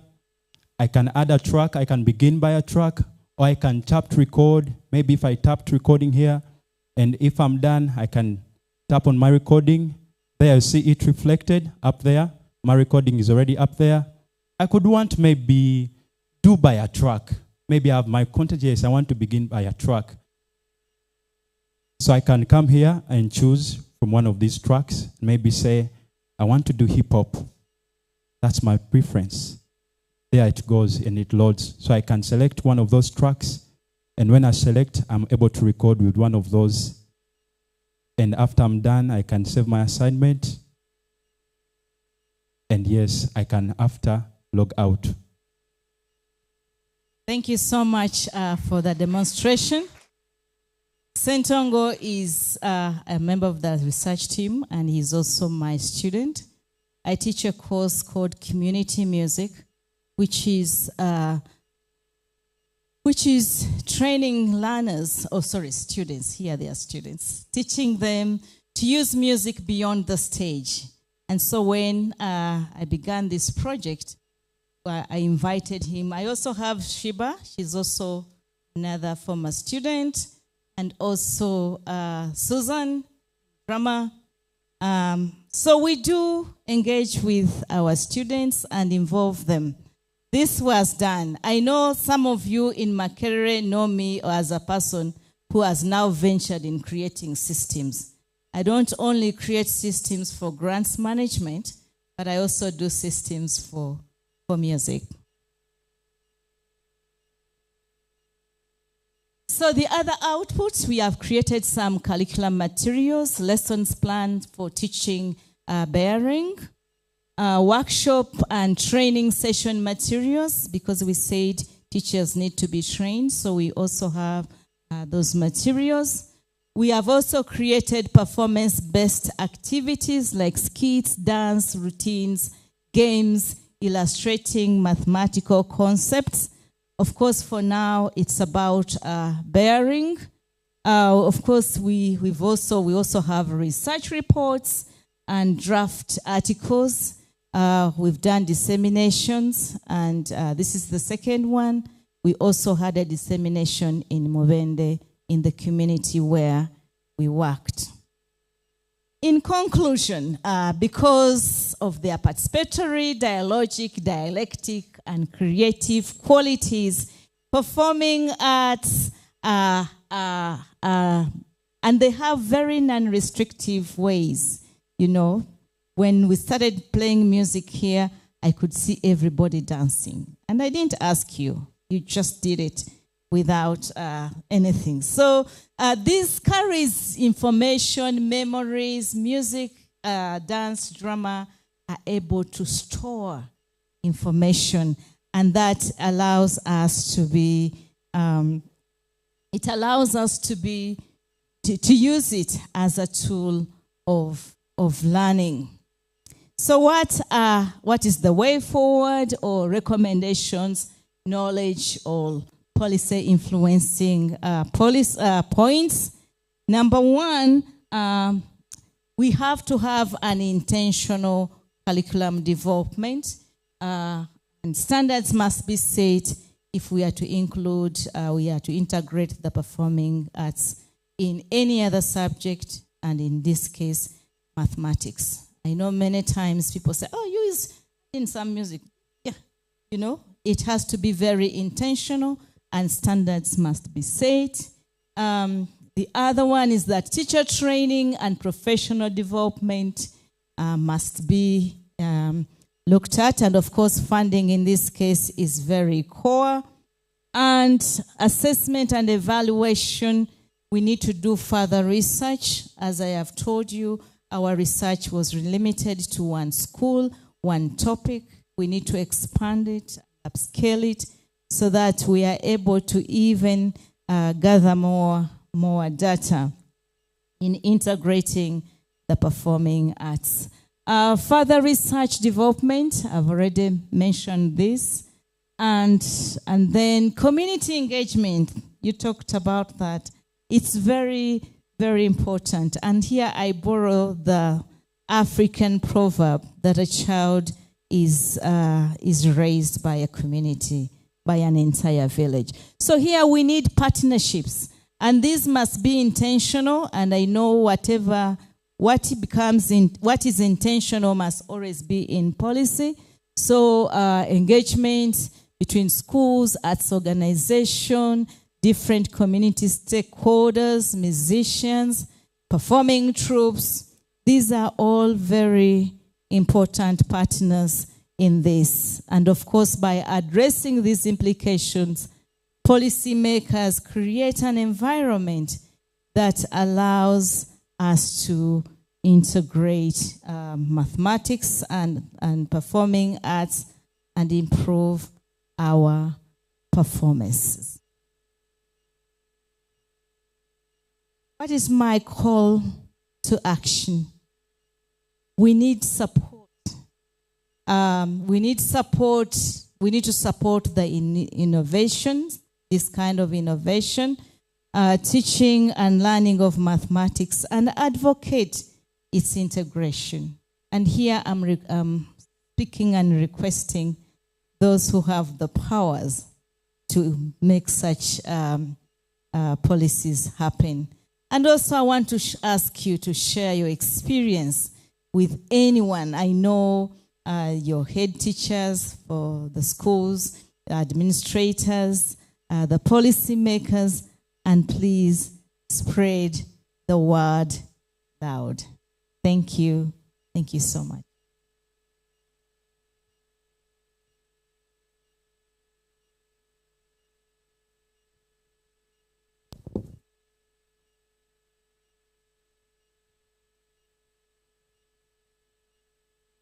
Our principal investigator deserves another round of applause.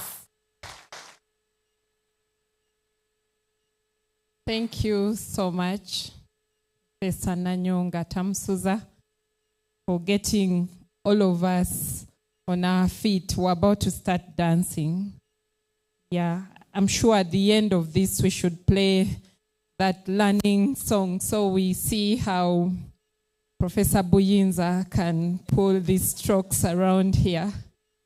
Yeah, so thank you once again. I have a primary 6 daughter who, when I pick from school, we play different music in the car.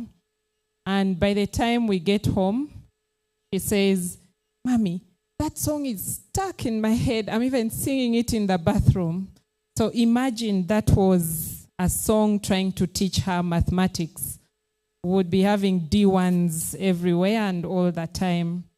So thank you so much for that. I think it's the way to go if we are to move towards development. Ladies and gentlemen, it's about time we listen to a few testimonies just to back up the presentation. I think in the room is Lieutenant Arthur Niwe Murinzi. I think it means you're our keeper, and it means God, right? So, Lieutenant, do you want to lead your team up here and share those testimonies? I think yours, in addition to the 2 students, the female and the male. If you don't mind, please, you could come up and join your teacher and then share those testimonies before we move on to the speeches towards the close. Thank you. Thank you so much, Madam Adongo, our Director of Program. Protocol observed for the interest of time, because we have very few minutes that were given to us. My name is Lieutenant Arthur Nwemulins, as she pronounced. And I work as the deputy teacher of Makerere Secondary School.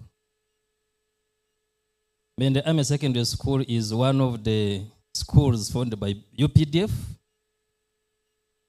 In Uganda, we have 11 UPDF secondary schools. Why we have Bombo Army, Nakasongora, Air Force. So Makerere is also one of them. I bring greetings from Makerere Secondary School. And because time is not our best ally, allow me to thank Professor Rivia for allowing us and selecting our school to participate in this project. Thank you so much, and the team, the stakeholders, we thank you so much, really. We are here to give some few testimonies which we as administrators observed, and also from the reports of the participants. And one is that during this time of project, there was punctuality among learners. They could not delay. The moment they were given timetable, usually they used to come in weekends, but even would find day scholars. Our school is having day and boarding. But even day scholars would move some distances and make sure that they are there to participate and attend. Two, To teachers, there was easy class control because all learners would pay attention. So we observed that, and that's why we say that we wish this project go through all the stages and we have it on. Another observation was 100% participation. We have slow learners and active learners, but during this, they would all participate. So it's really a good innovation, and we wish that it also, we were in mathematics, and as the professor said, it was only one topic, but how we wished it would also spread to other topics and other subjects. Professor, you left a question among learners that when will they come back? They expect you to go back, Professor. But we try to answer them at our level, trying to tell them that it was a research, though they may not know much about the research, but we're expecting you to come back. Basing on the composed songs, we realized that it became very easy for the teachers to make assessment at the end of the lesson. And previously, it was like a culture that mathematics could not be taught in the afternoon hours, but we observed it. They would come in the afternoon, and the lesson would be lively. So that culture of having mathematics in the morning with this kind of program, it is not there. It can be taught at any time. So I want to thank you so much. You observed a lot, teamwork among students, positive attitude towards mathematics, and so on and so on. So with those few testimonies, I have my runners here. Also, allow me to give them 1-2 minutes to testify to us what they observed. Thank you so much. Protocol observed. I am one of the students who got a chance to participate in the project, and my name is Asianzo Ivan from Mubende Army Secondary School. I am a student who got a chance to participate in this project, which stands for Integrating Performing Arts in Teaching or Learning in Lower Senior Secondary Schools in Uganda, whereby we were learning mathematics using performing arts, and which performing arts is music. Music is very good in learning because we were given tasks to form our own songs, like the one they had played here, that bearing is an angle measured in degrees clockwise from north. This helps the students to remember that bearing is an angle which is measured in degrees clockwise from north. And it is not easy for a student to forget what he or she has came up with. So this project was very helpful to us. This project was spearheaded by Professor Sylvia Antonia Nachimera Nanyonga Tamsuza.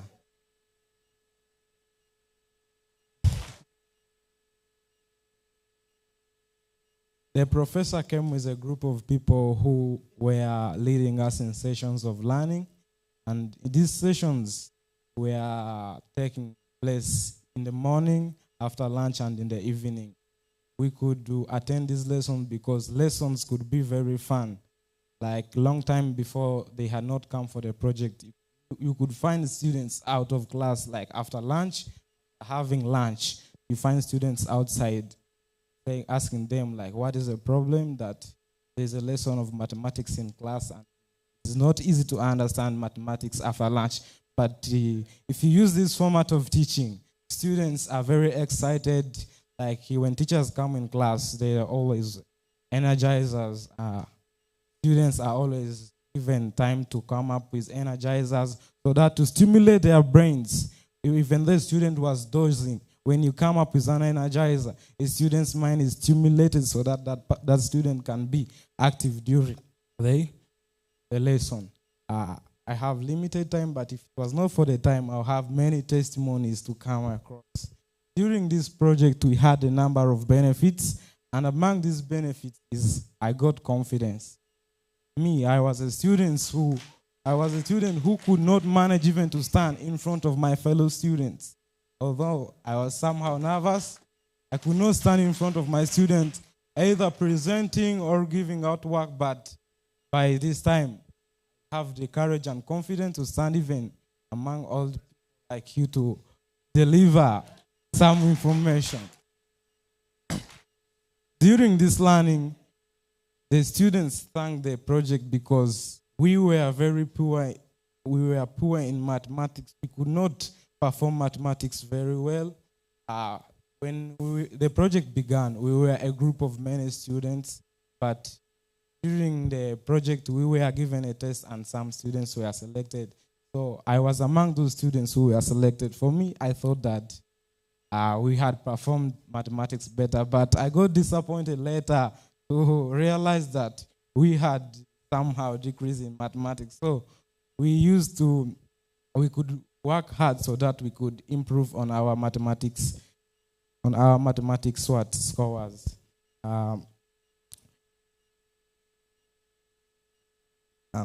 As I speak now, project was helped because till now I still remember some songs we formed during the project, and we did not give up because we went on coming up with new songs. Like a friend here came up with a new song in chemistry. I can give her a mic and she can sample it to you. For the opportunity. My name is Nebosh Ellerin from Mubende Ame Secondary School. I'm here to also testify for this wonderful project, I can say. It has been really nice. I don't know how I can express this, but it was very fantastic. I'll not pardon the benefits of the project. I'm just going to give some of the music of the energizers used to have.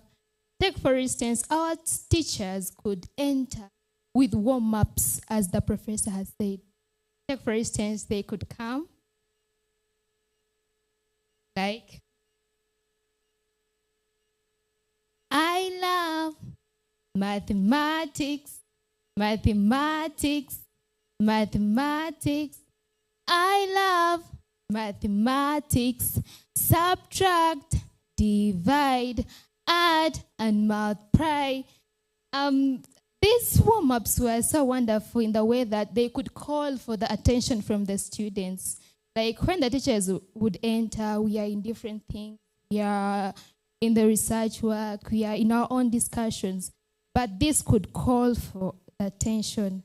And then the energizers, as my colleague has said about these after-lunch lessons, they are really a problem. Like, we are from eating lunch, digestion is taking place, and another thing, the enzymes are active, now we are dizzy. So, like whenever like any one of us was dozing, the teacher could tell us to all stand up and give an energizer so that we can come back to class. This is a sample of it. They're going to sing together, right?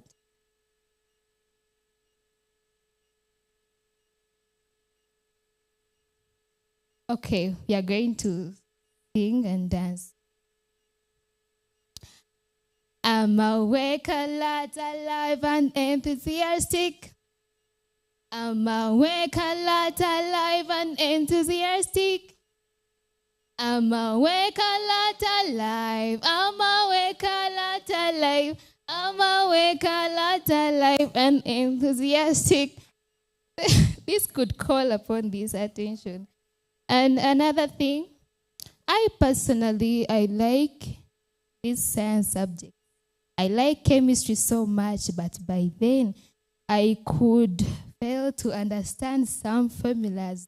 It is very difficult, you know. So I came up with this song to help me always identify the soluble and the insoluble salts. It goes.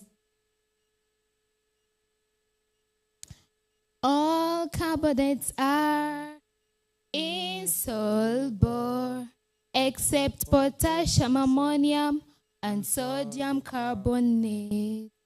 All colloids are insoluble, except the lead chloride and silver chloride.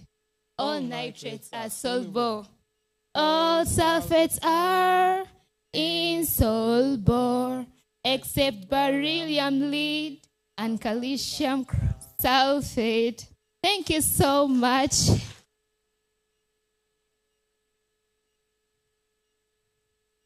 We thank the professor so much for having chosen our school to participate. And it really comes from our hearts to say thank you. And I call upon all of you to help me give a hand clap to her, and you're going to follow this order. You're going to give her a 5 factorial, 5, then 4, 3, 2, and 1 in the sum. Okay. You're going to warm up. We warm up. We warm up. Let's go. 1, 2, 3, 4, 5. 1, 2, 3, 4. 1, 2, 3. 1, 2, 1. Thank you so much.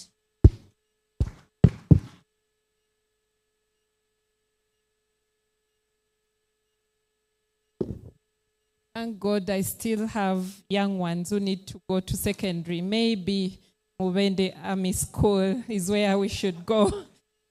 Yeah, because the students have become innovative and creative themselves. So thank you so much, ladies and gentlemen.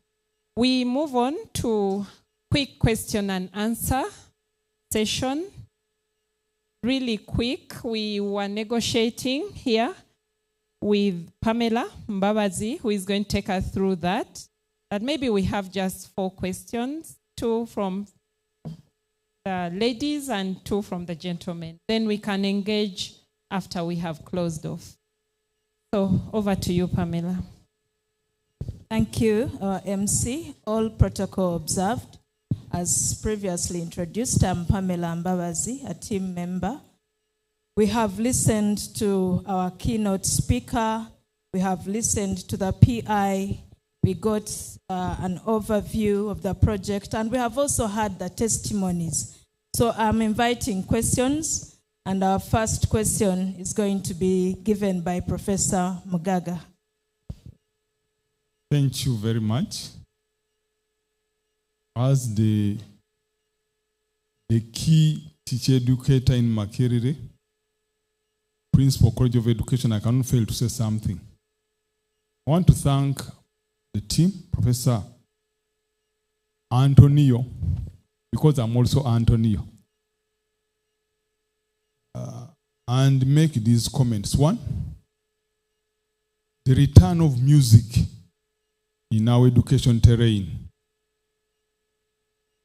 Originally, all schools used to have music, mainly in primary and nursery. And math was taught using music. But somehow, somewhere, something went wrong.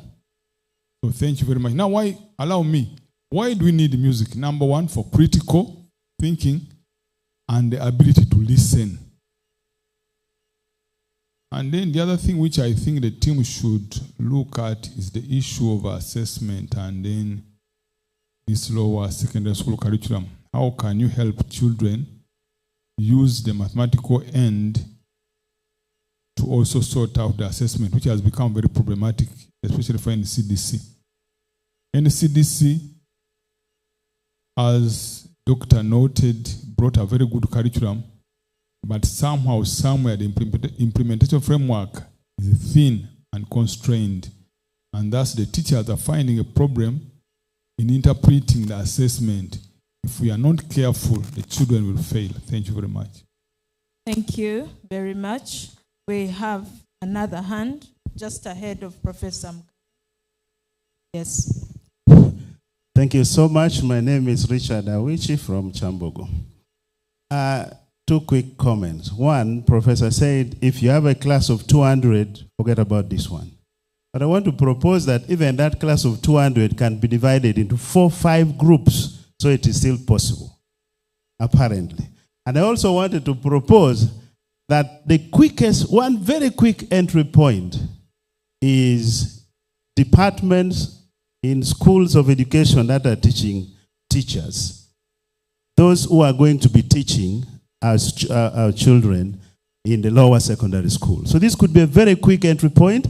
The NCDC already has a good point called innovative teaching methodologies. So that's already taken care of. We don't need to write go to NCDC, I hope, for a new write-up. But that is absolutely already there. So we have a very quick entry point. Put the departments of mathematics and music together in one training session. I would propose that we maybe invite all the other universities that have teacher training programs and put them together. Don't only invite mathematicians, but bring the music fellows. This is one very innovative way of doing things. Thank you so very much. Mine is only a comment, no question. Sorry. Thank you very much. I need to hear from the ladies. Ladies in the house. Yes, there's a lady. Thank you very much. The ladies, where are you? Had not planned to say something, but have to rescue the agenda. Thank you very much. My name is Leah Sikoyo Namareme, and from the School of Education. I would really like to appreciate Professor Nanyonga Tamsuza, Antonio Nachimera, for this great work that you have done with this team, coming up with a model that can support the learning of mathematics using these energizers. These are some of the things we used to enjoy when we were learning math, but they had kind of gone out of the way.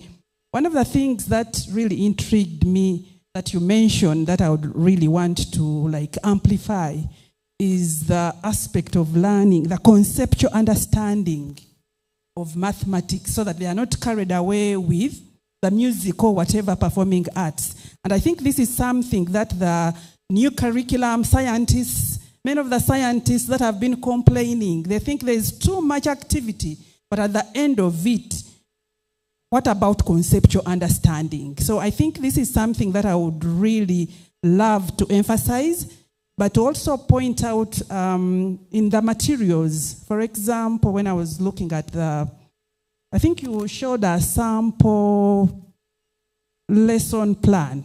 Yeah? That sample lesson plan would be good, maybe as you revise and improve.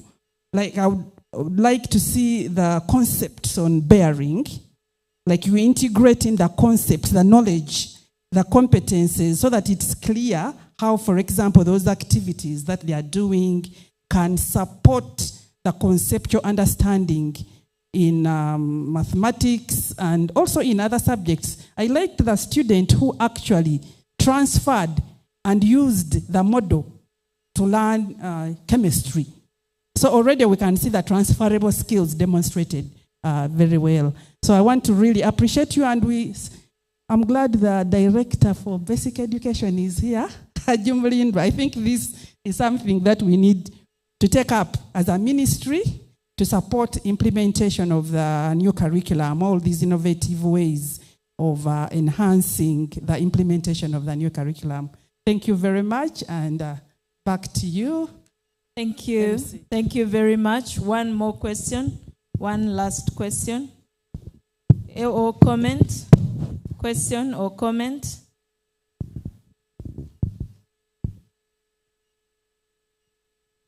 Any?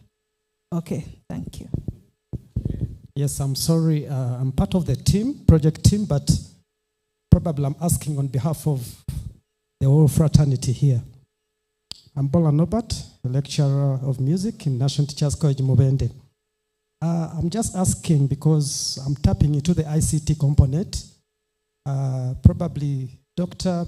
the PI or whoever created the app to assist us. Where can we get the app from? Because it is already on display and we need to share it out there. Thank you. Thank you. Let's have our PI attend to the questions. Thank you so much. Yes, this app will be out, but there are some conditions. Of course, this is a product of Makerere University. Since I'm employed here, and the government paid the money, so we are still working on the IP, and then later on we shall see. But certainly, it is something that we really want to have out so that people can improve their performance. But probably we would also want to, before we even share it with you, to have more rollouts with other people, just in case there is something, because we are not all in the same environment. Probably those who don't have the same level of internet might have challenges, so that might call for us to make some adjustment. So right now it's not yet out onto the market, but I know Professor Nawangwe would love us to have it there. Thank you. Thank you very much, PI. Thank you for your comments. And I think that's the end of the question and answer session. Thank you.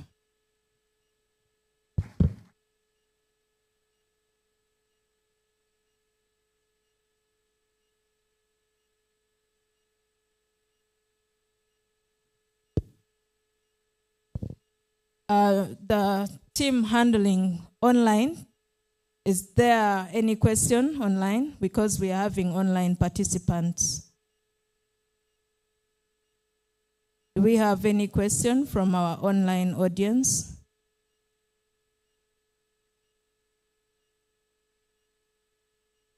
No. Okay. Thank you.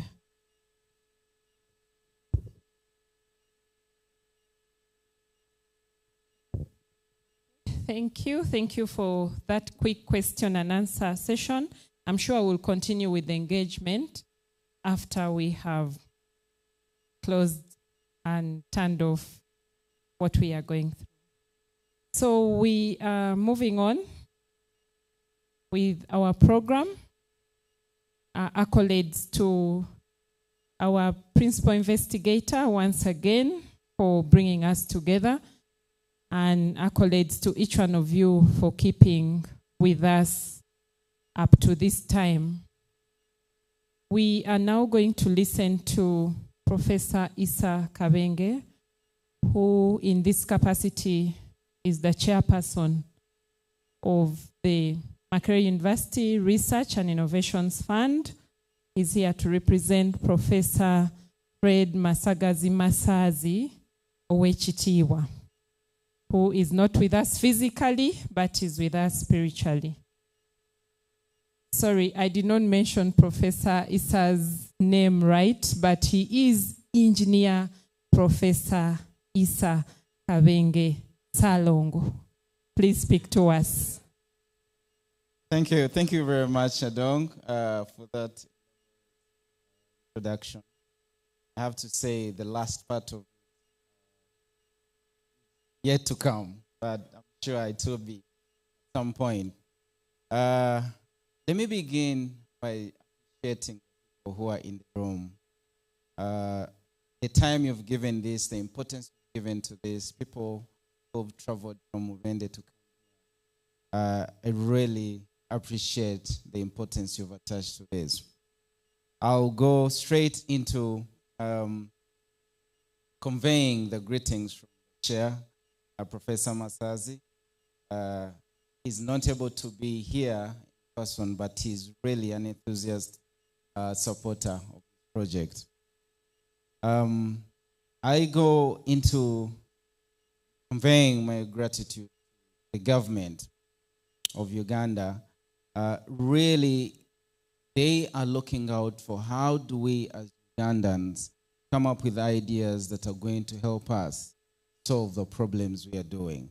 And they're really focused on to over the last 5 years, all they've been doing is to ensure they support the Grants Management Committee to look out for those projects that are going to solve the problem we as Ugandans are going through. And I believe you're going to agree with me. This is one of those projects that is very well thought out, a way of really rejuvenating something that probably was there before, but now putting it into a different level. This is a project that is actually making a difference. You can see from how the students are energetic about it. That is very, very good. And ideally, that's what government is looking for. Can you go out there as Grants Management Committee, request the researchers to come up with ideas that are going to help us as a country to get to the next level? I need to thank my colleagues on the Grants Management Committee, because some of these projects should be missed in the selection, but they actually put in a lot of time to ensure that this actually comes through to get us to such a product where we are at this point in time. We couldn't have done that as Grants Management Committee if we didn't have a great leadership that is supporting the university. The VC, Prof. Nawangwe, and all the management team are very excited about this fund. And indeed, the results, their excitement can be shown because they're very consistent. They make sure they follow up with government to get sure the researchers get the money. And when the researchers get the money, they enforce the accountability of that. Otherwise, we wouldn't be in the 5th year to be getting that money when you're working with government. Accountability becomes key. I need to move to the PI and the team, and allow me to request you give them a big round of applause for the kind of work they've done. It is really very humbling to see when a team leader comes up and the first slide is all about the team members. That has a lot to say about how much they value their team and how much they worked as a team. It is really good to even see within how they interact. One has this role, another one has that role. Everyone seems involved in that. That is really a good example to show. Professor Sylvia, Tamale, Nachimera, Antonia, Tamsuza, thank you so much. Nachimera, Tamsuza. Thank you, Nanyong as well. Thank you so much. It was really very good to show that you value your team, work as a team. And for many of the projects you've seen succeed at the Grants Management Committee, we've actually seen that those people they have to work as a team. They have to be working together. If you put in a one-man show, most of the time your project won't produce the impact you want it to produce. So I encourage other researchers to pick that leaf, ensure that their team members are actually active into this. But they didn't stop there. You could feel from the testimonies that even where the users were, they are actually involved in that. Students mentioned that they could go in the afternoon, in the morning, in the evenings. So all those people are part of that story when they're doing work. A good research project is something that is embraced by the end user, almost as it's still being done. And this is really a good example of such a project, that the users already are taking it up. They make sure that this is actually they make use of the product and even make it better to a certain extent. I noted a couple of things where we are going. Everyone seems to say, can we get to the next level? Can you come back to us? Are you able to expand it to a different subject? As the GMC, we are ready for as long as that is actually going to make this to take us to the next level, continue funding such a project, because we really see what it's going to produce. Having said that, I'm from the engineering background, so I go out there to look out for what can be done different in such a project. When you think about how much information is going to be generated,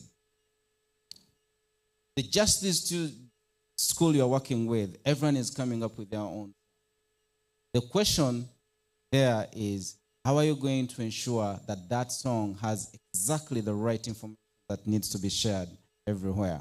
So on the back end where you're working, you're going to need to have people who are quality assuring whatever information they're giving you. 2, you're going to figure out now, how do you archive, how do you prepare, how do you organize all that information so that whoever comes to pick it up actually can easily access it, because you're going to find information in chemistry. Within chemistry, there are different topics. Information in mathematics. Within mathematics, different topics. I wouldn't want to go back to the point of concepts. I think that was very well done, because we need to go slightly deeper than just learning. They need to understand what is behind what they are learning in terms of the concepts. I really appreciate the team for the work done so far. I'm so sure there is a journey we are going to move as you negotiate the IP, and this is another, we've learned from the past digital apps that when an IP is made open source, chances are we are going to get a lot of minds that are going to build it to the next level. So consider that there could be other minds that can contribute to that, make it even more effective. Allow me to thank you again for coming to this dissemination session. I enjoyed all the presentations in here. I pledge the support to ensure such projects actually get to the next level as part of the GMC. At this point, I need to stop here, but allow me to invite our Vice Chancellor come and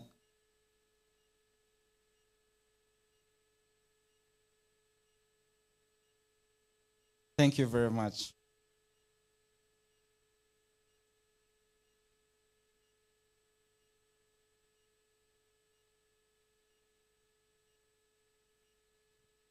Donna Isike really wants me to enjoy the moment.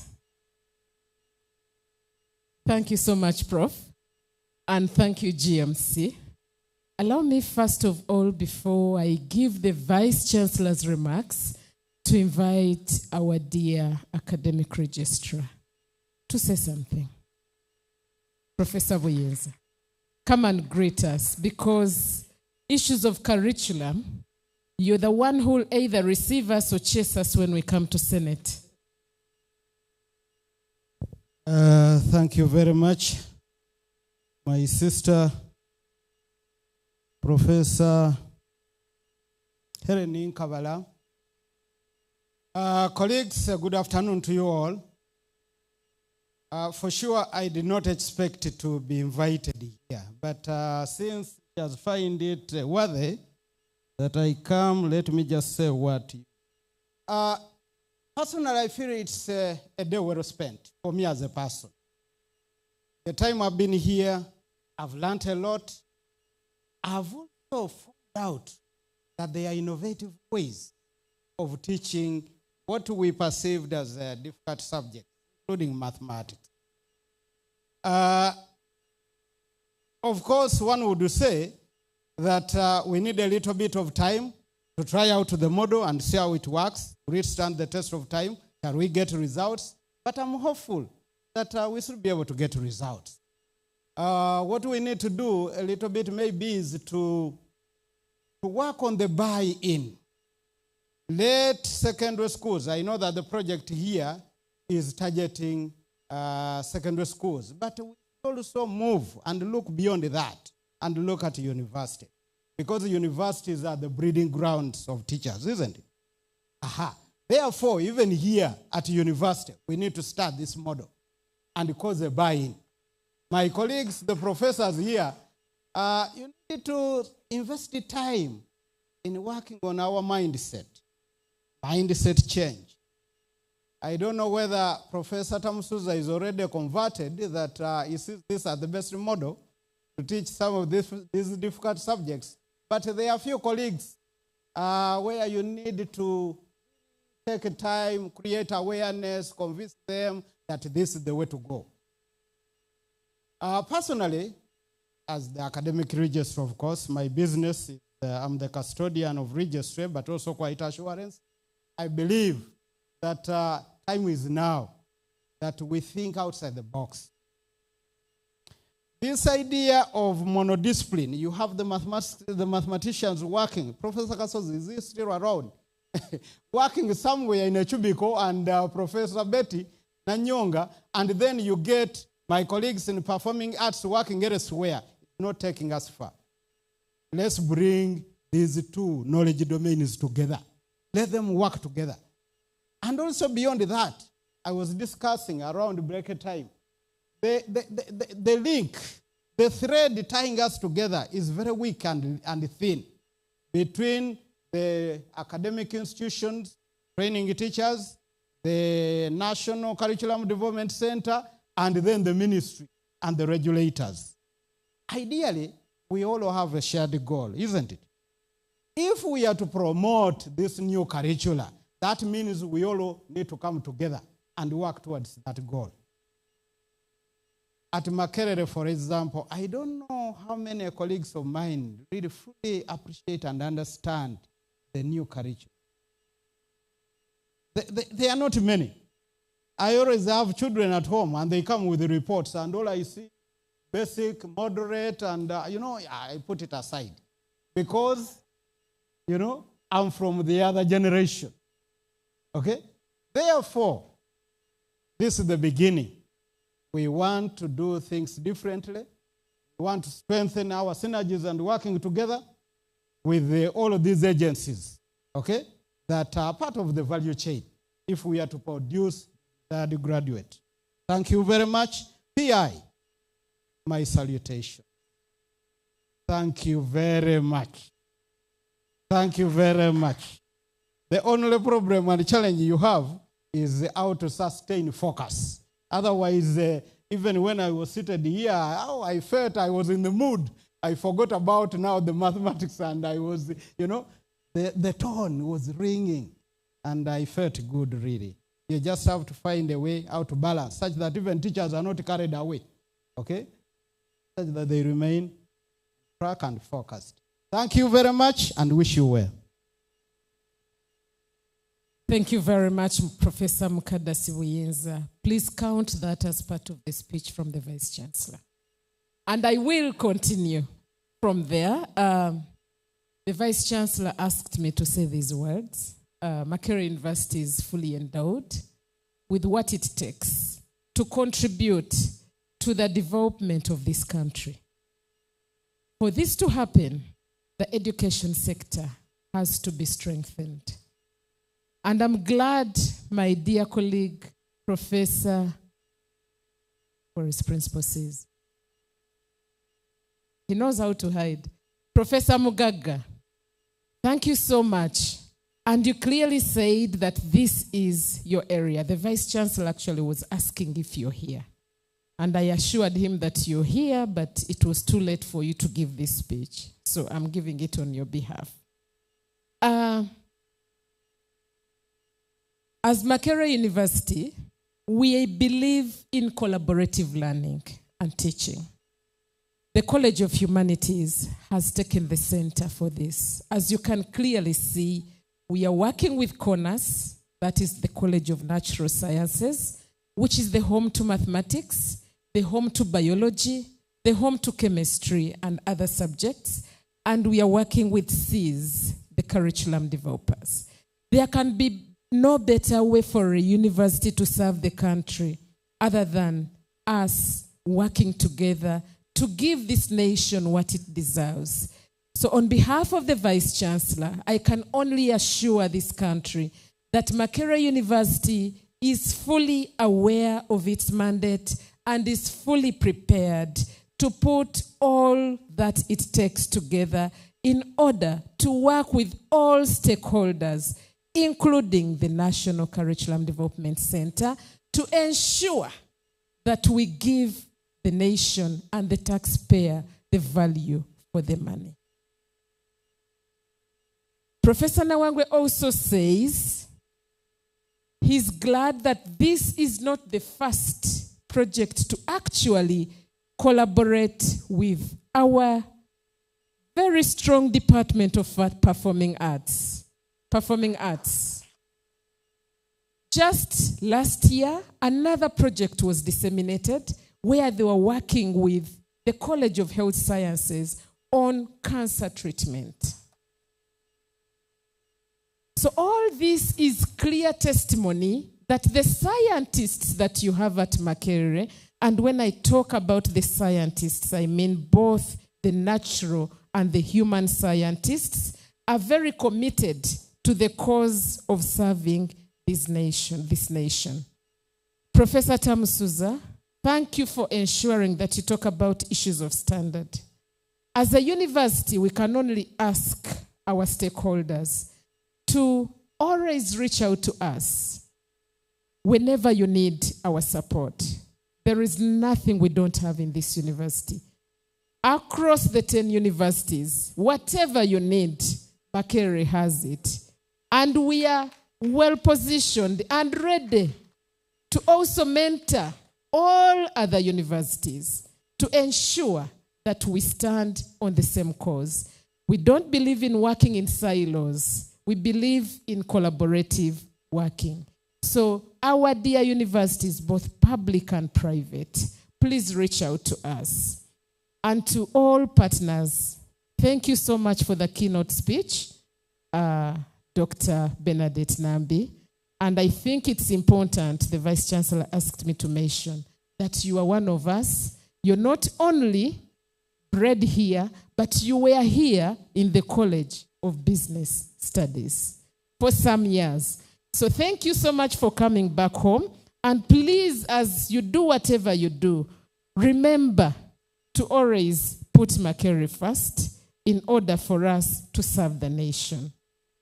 So as I conclude, I would like to also emphasize, just to reiterate the words of the academic registrar, it starts at home.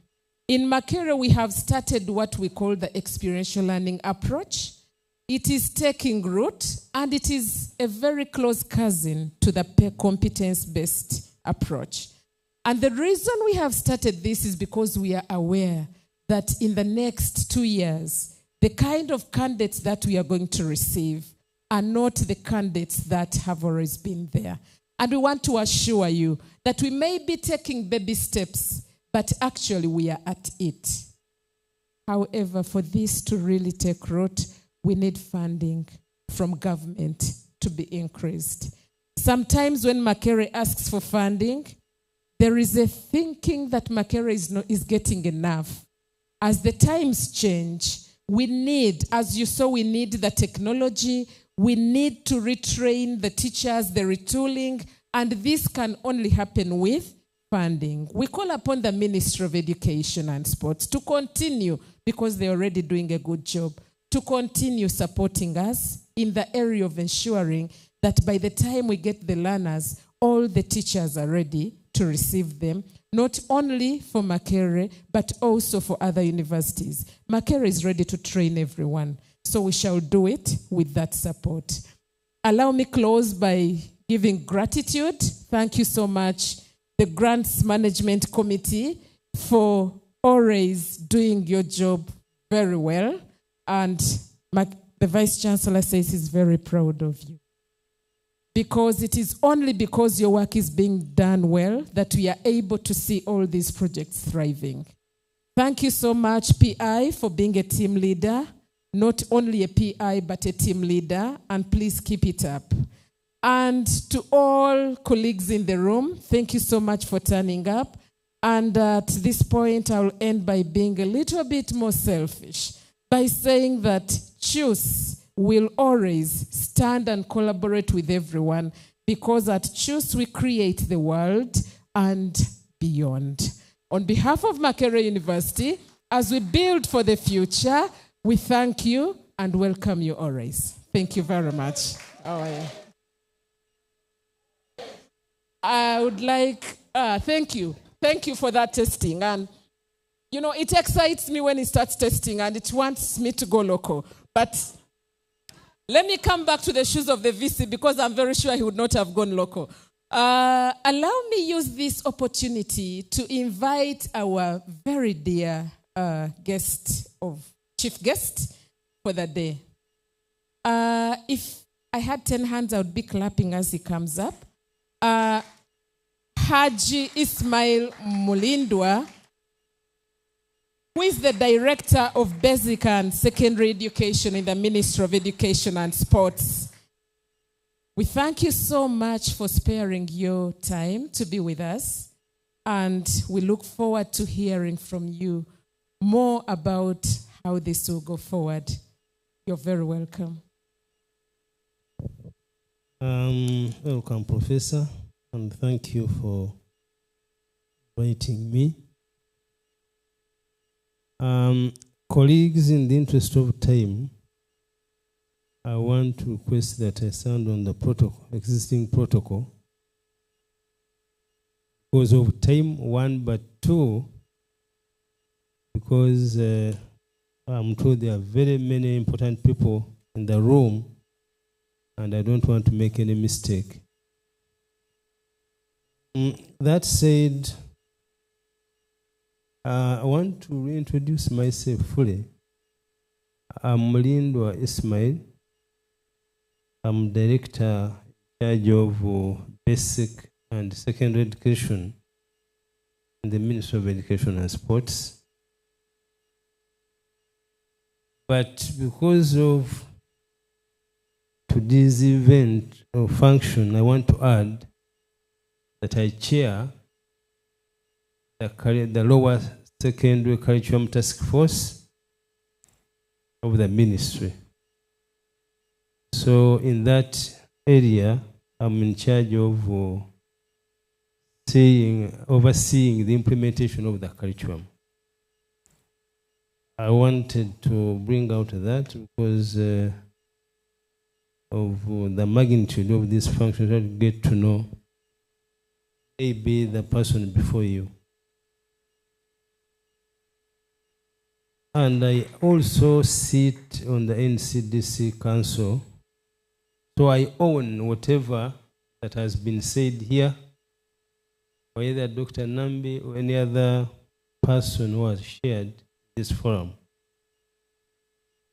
Ladies and gentlemen, I want to say I'm honored to be here, and because of those two capacities, I want to thank the organizers for thinking about the person and invite me to also be part of this memorable event. You know, when I saw our children here and my dear professor dancing,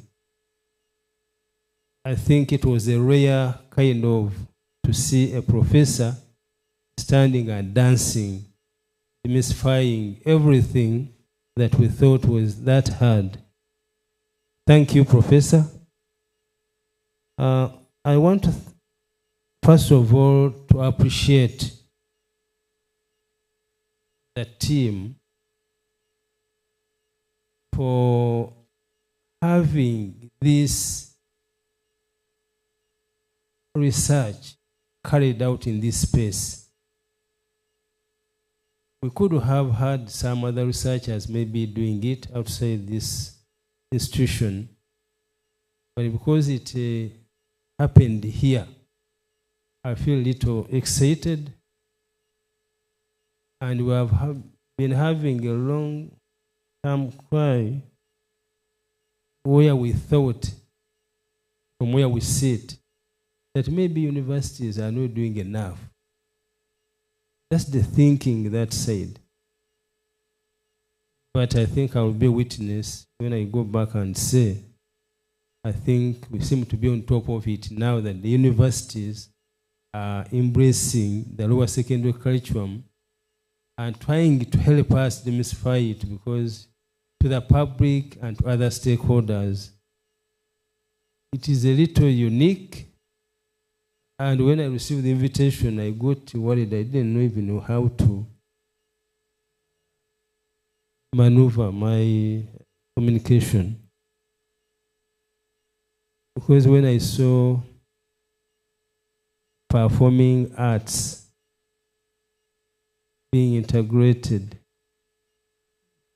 in the teaching of mathematics, I was trying to find out, to figure out how could this one happen. But when it was demonstrated here, I said, wow, this is the way to go.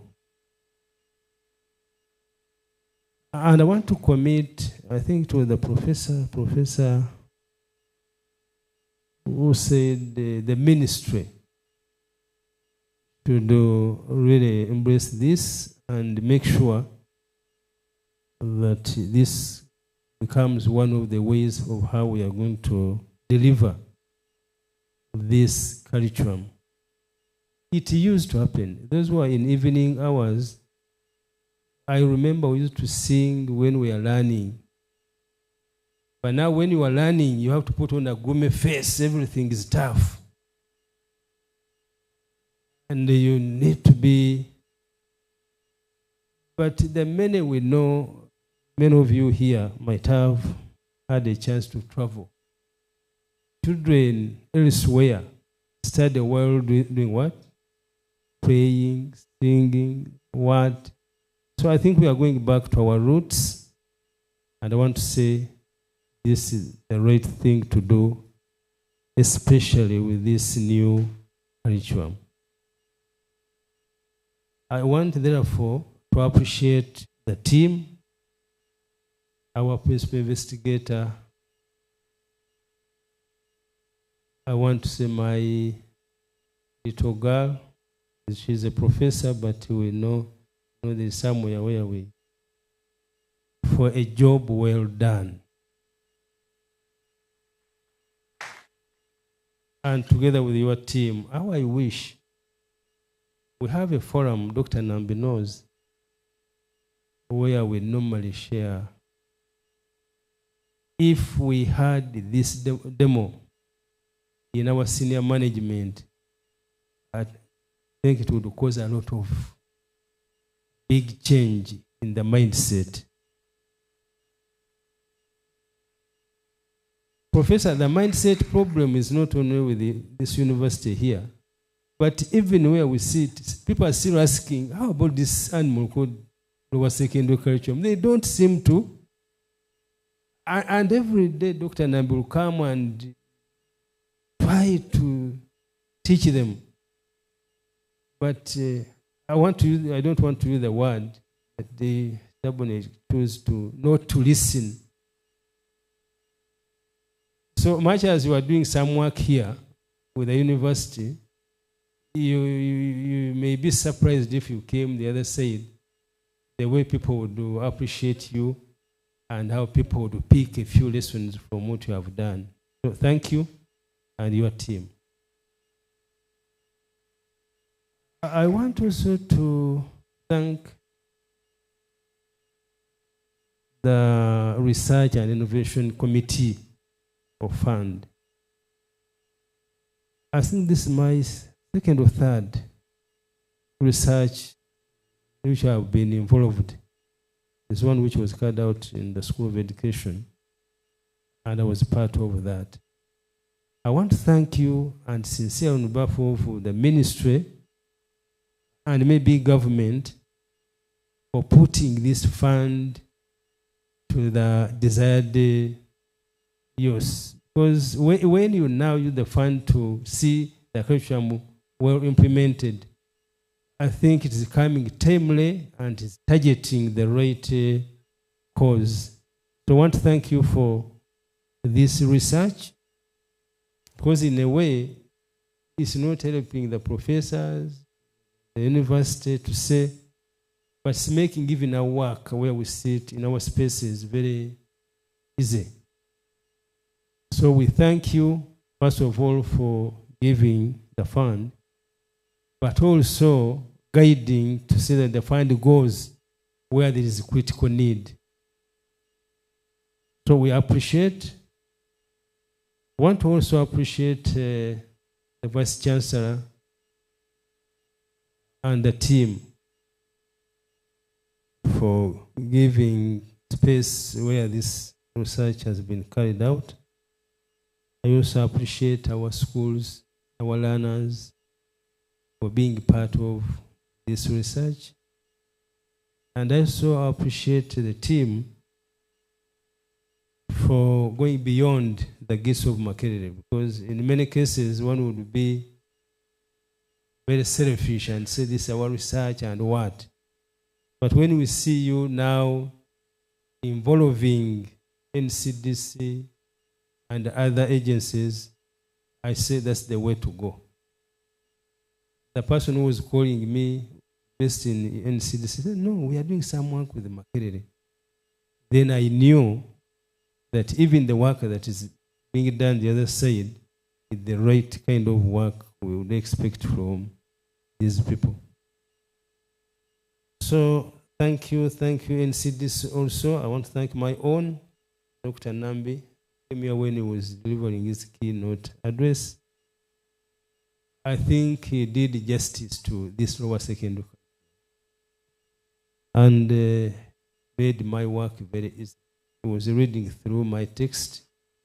Then I said, okay, let me just perform the ritual of being a chief guest and maybe either closing or doing what.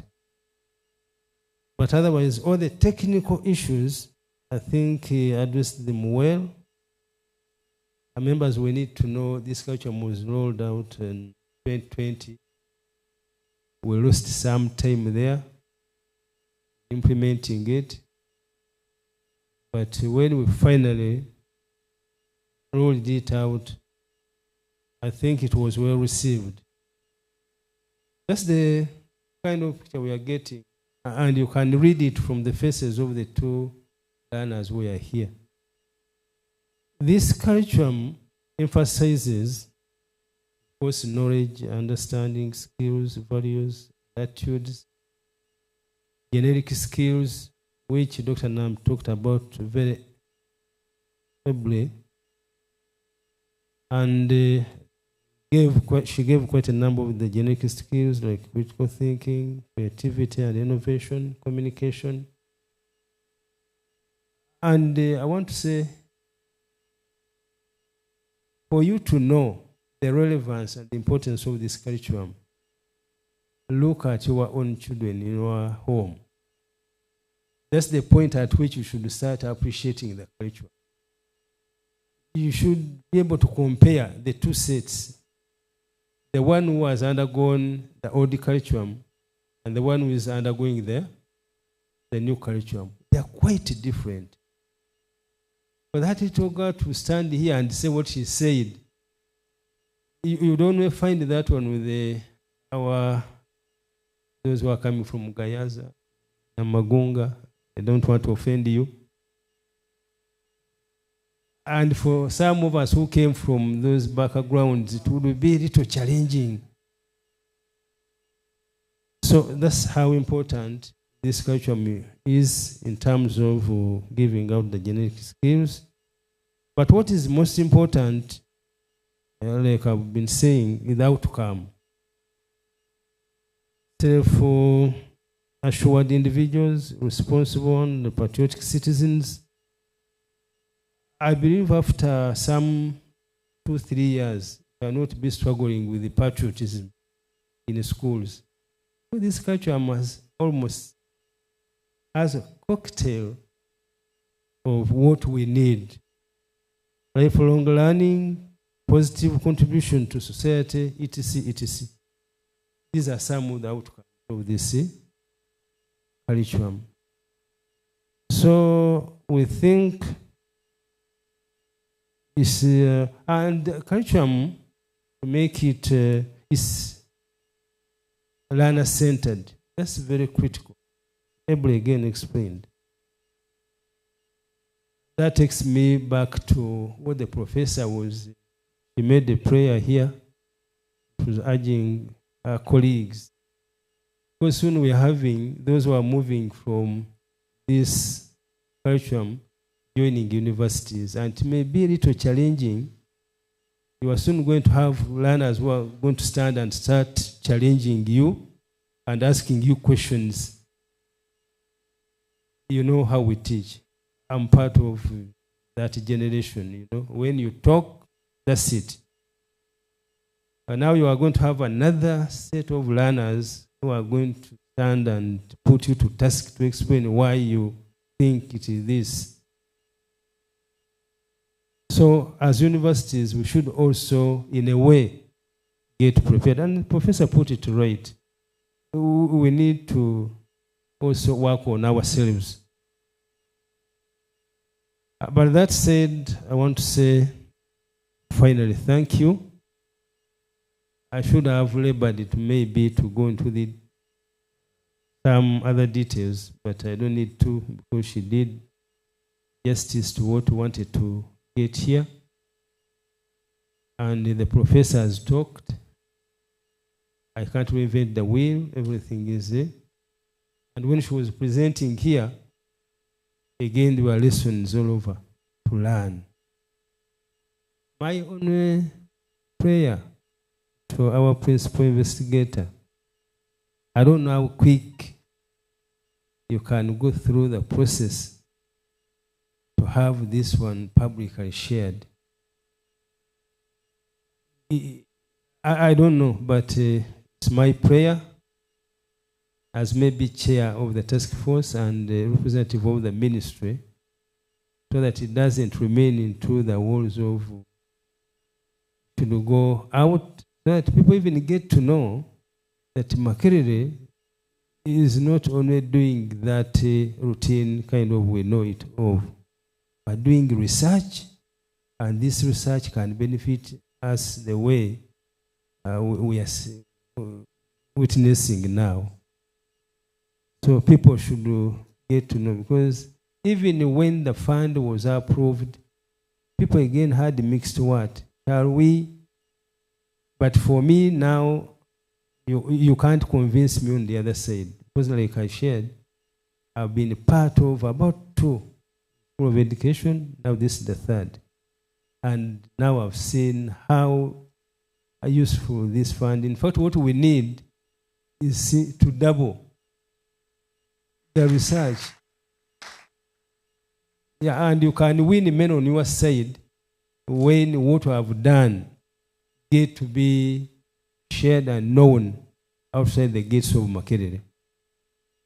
So that's my prayer to the management and our investigator. So on that note, ladies and gentlemen, I want to say thank you and wish you the best, and also encourage you to, especially in education, before you do these other research in these other areas, education, there are quite a number of areas where we need to do research and come up with an informed kind of. So you see children doing this. Why? The why should always be there. So thank you very much for listening to me. I don't know whether I was supposed to say was, but if I was, I've done it. If I wasn't, I've done it in whisper. People have not heard.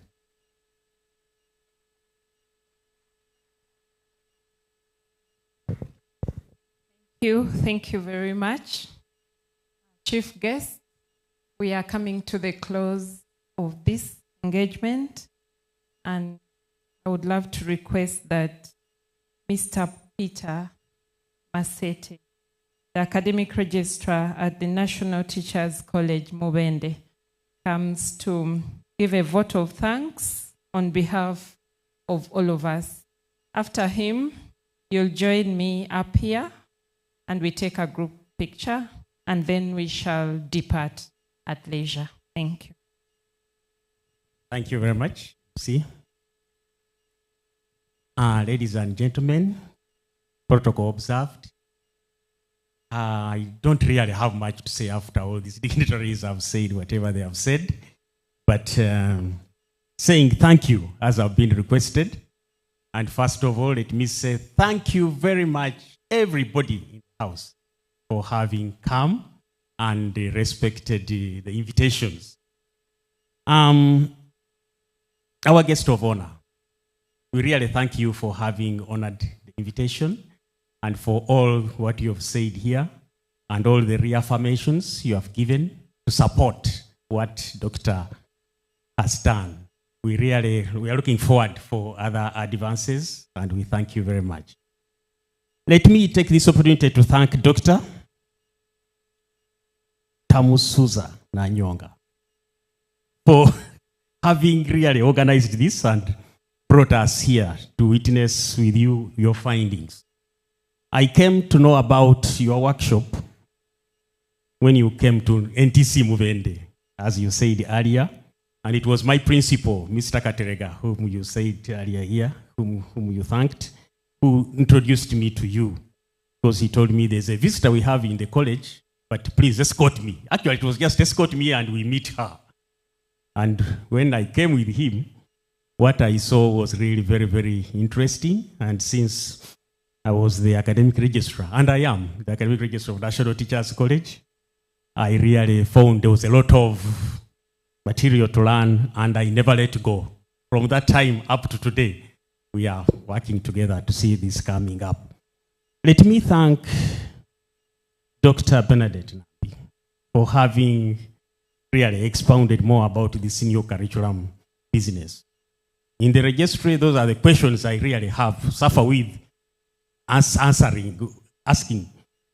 One big question which is still disturbing is what is happening to these learners after they have gone through this type of curriculum and they are going to be sitting. We have the first people going to sit, then they come to A level. There. Are we going back?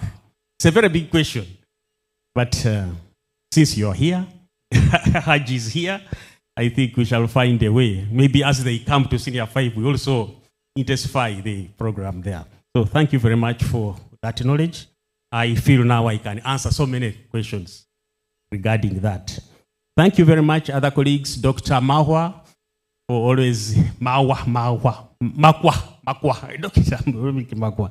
He's my tribesmate, but sorry for that. So thank you very much for always informing me whenever there's some activity in time. Our colleagues from Muvende, Lieutenant Arthur.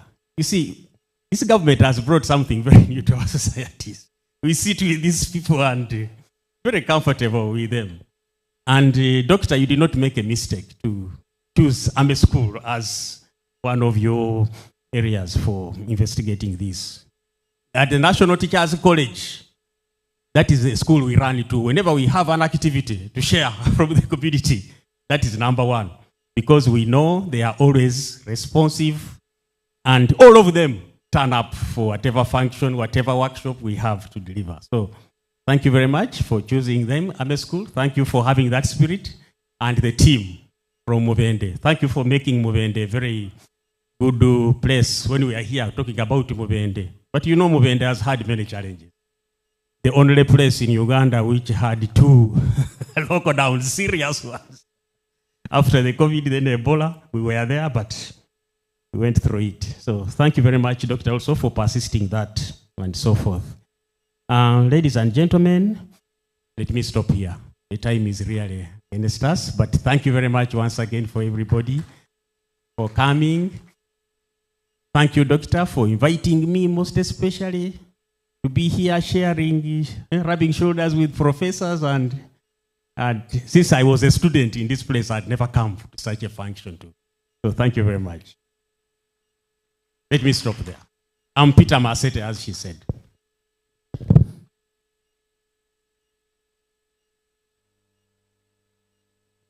Okay, that brings us to a close.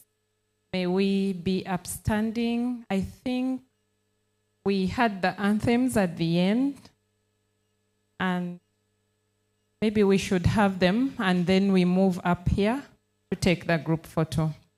Thank you once again, and I am Adong from the Research and Innovations Fund. Thank you. Events on time.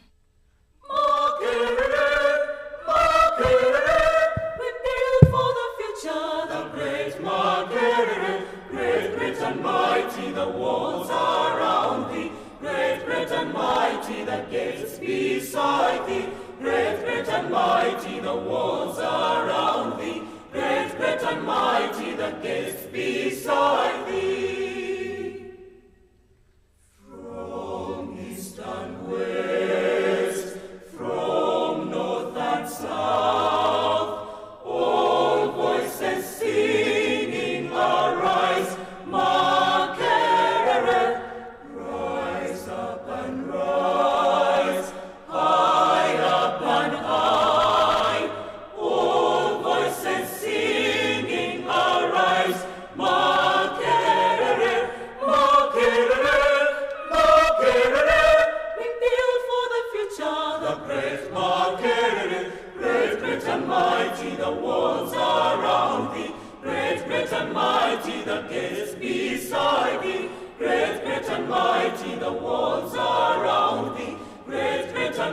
mighty, the gates beside thee.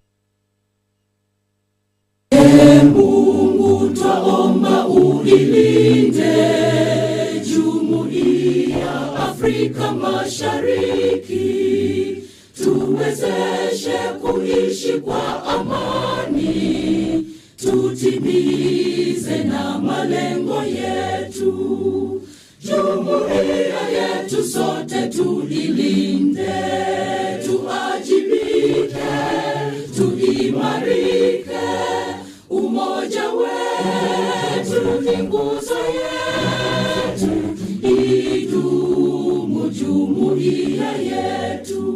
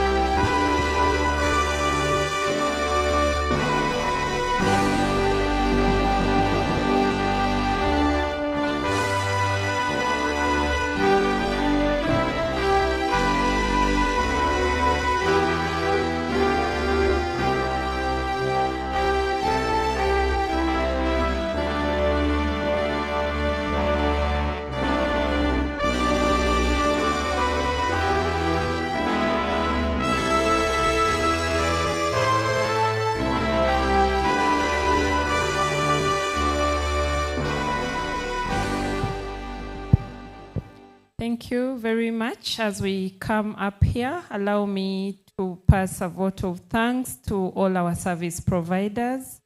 Thank you very much. I may not read out the list, but thank you.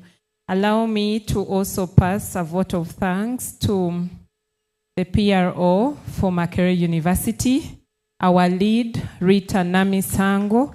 She's in the room with the entire team documenting the process and I should not lose my job by not recognizing the PRO of Makerere. Please, thank you so much, Rita and team, the Public Relations Office of Makerere. Thank you.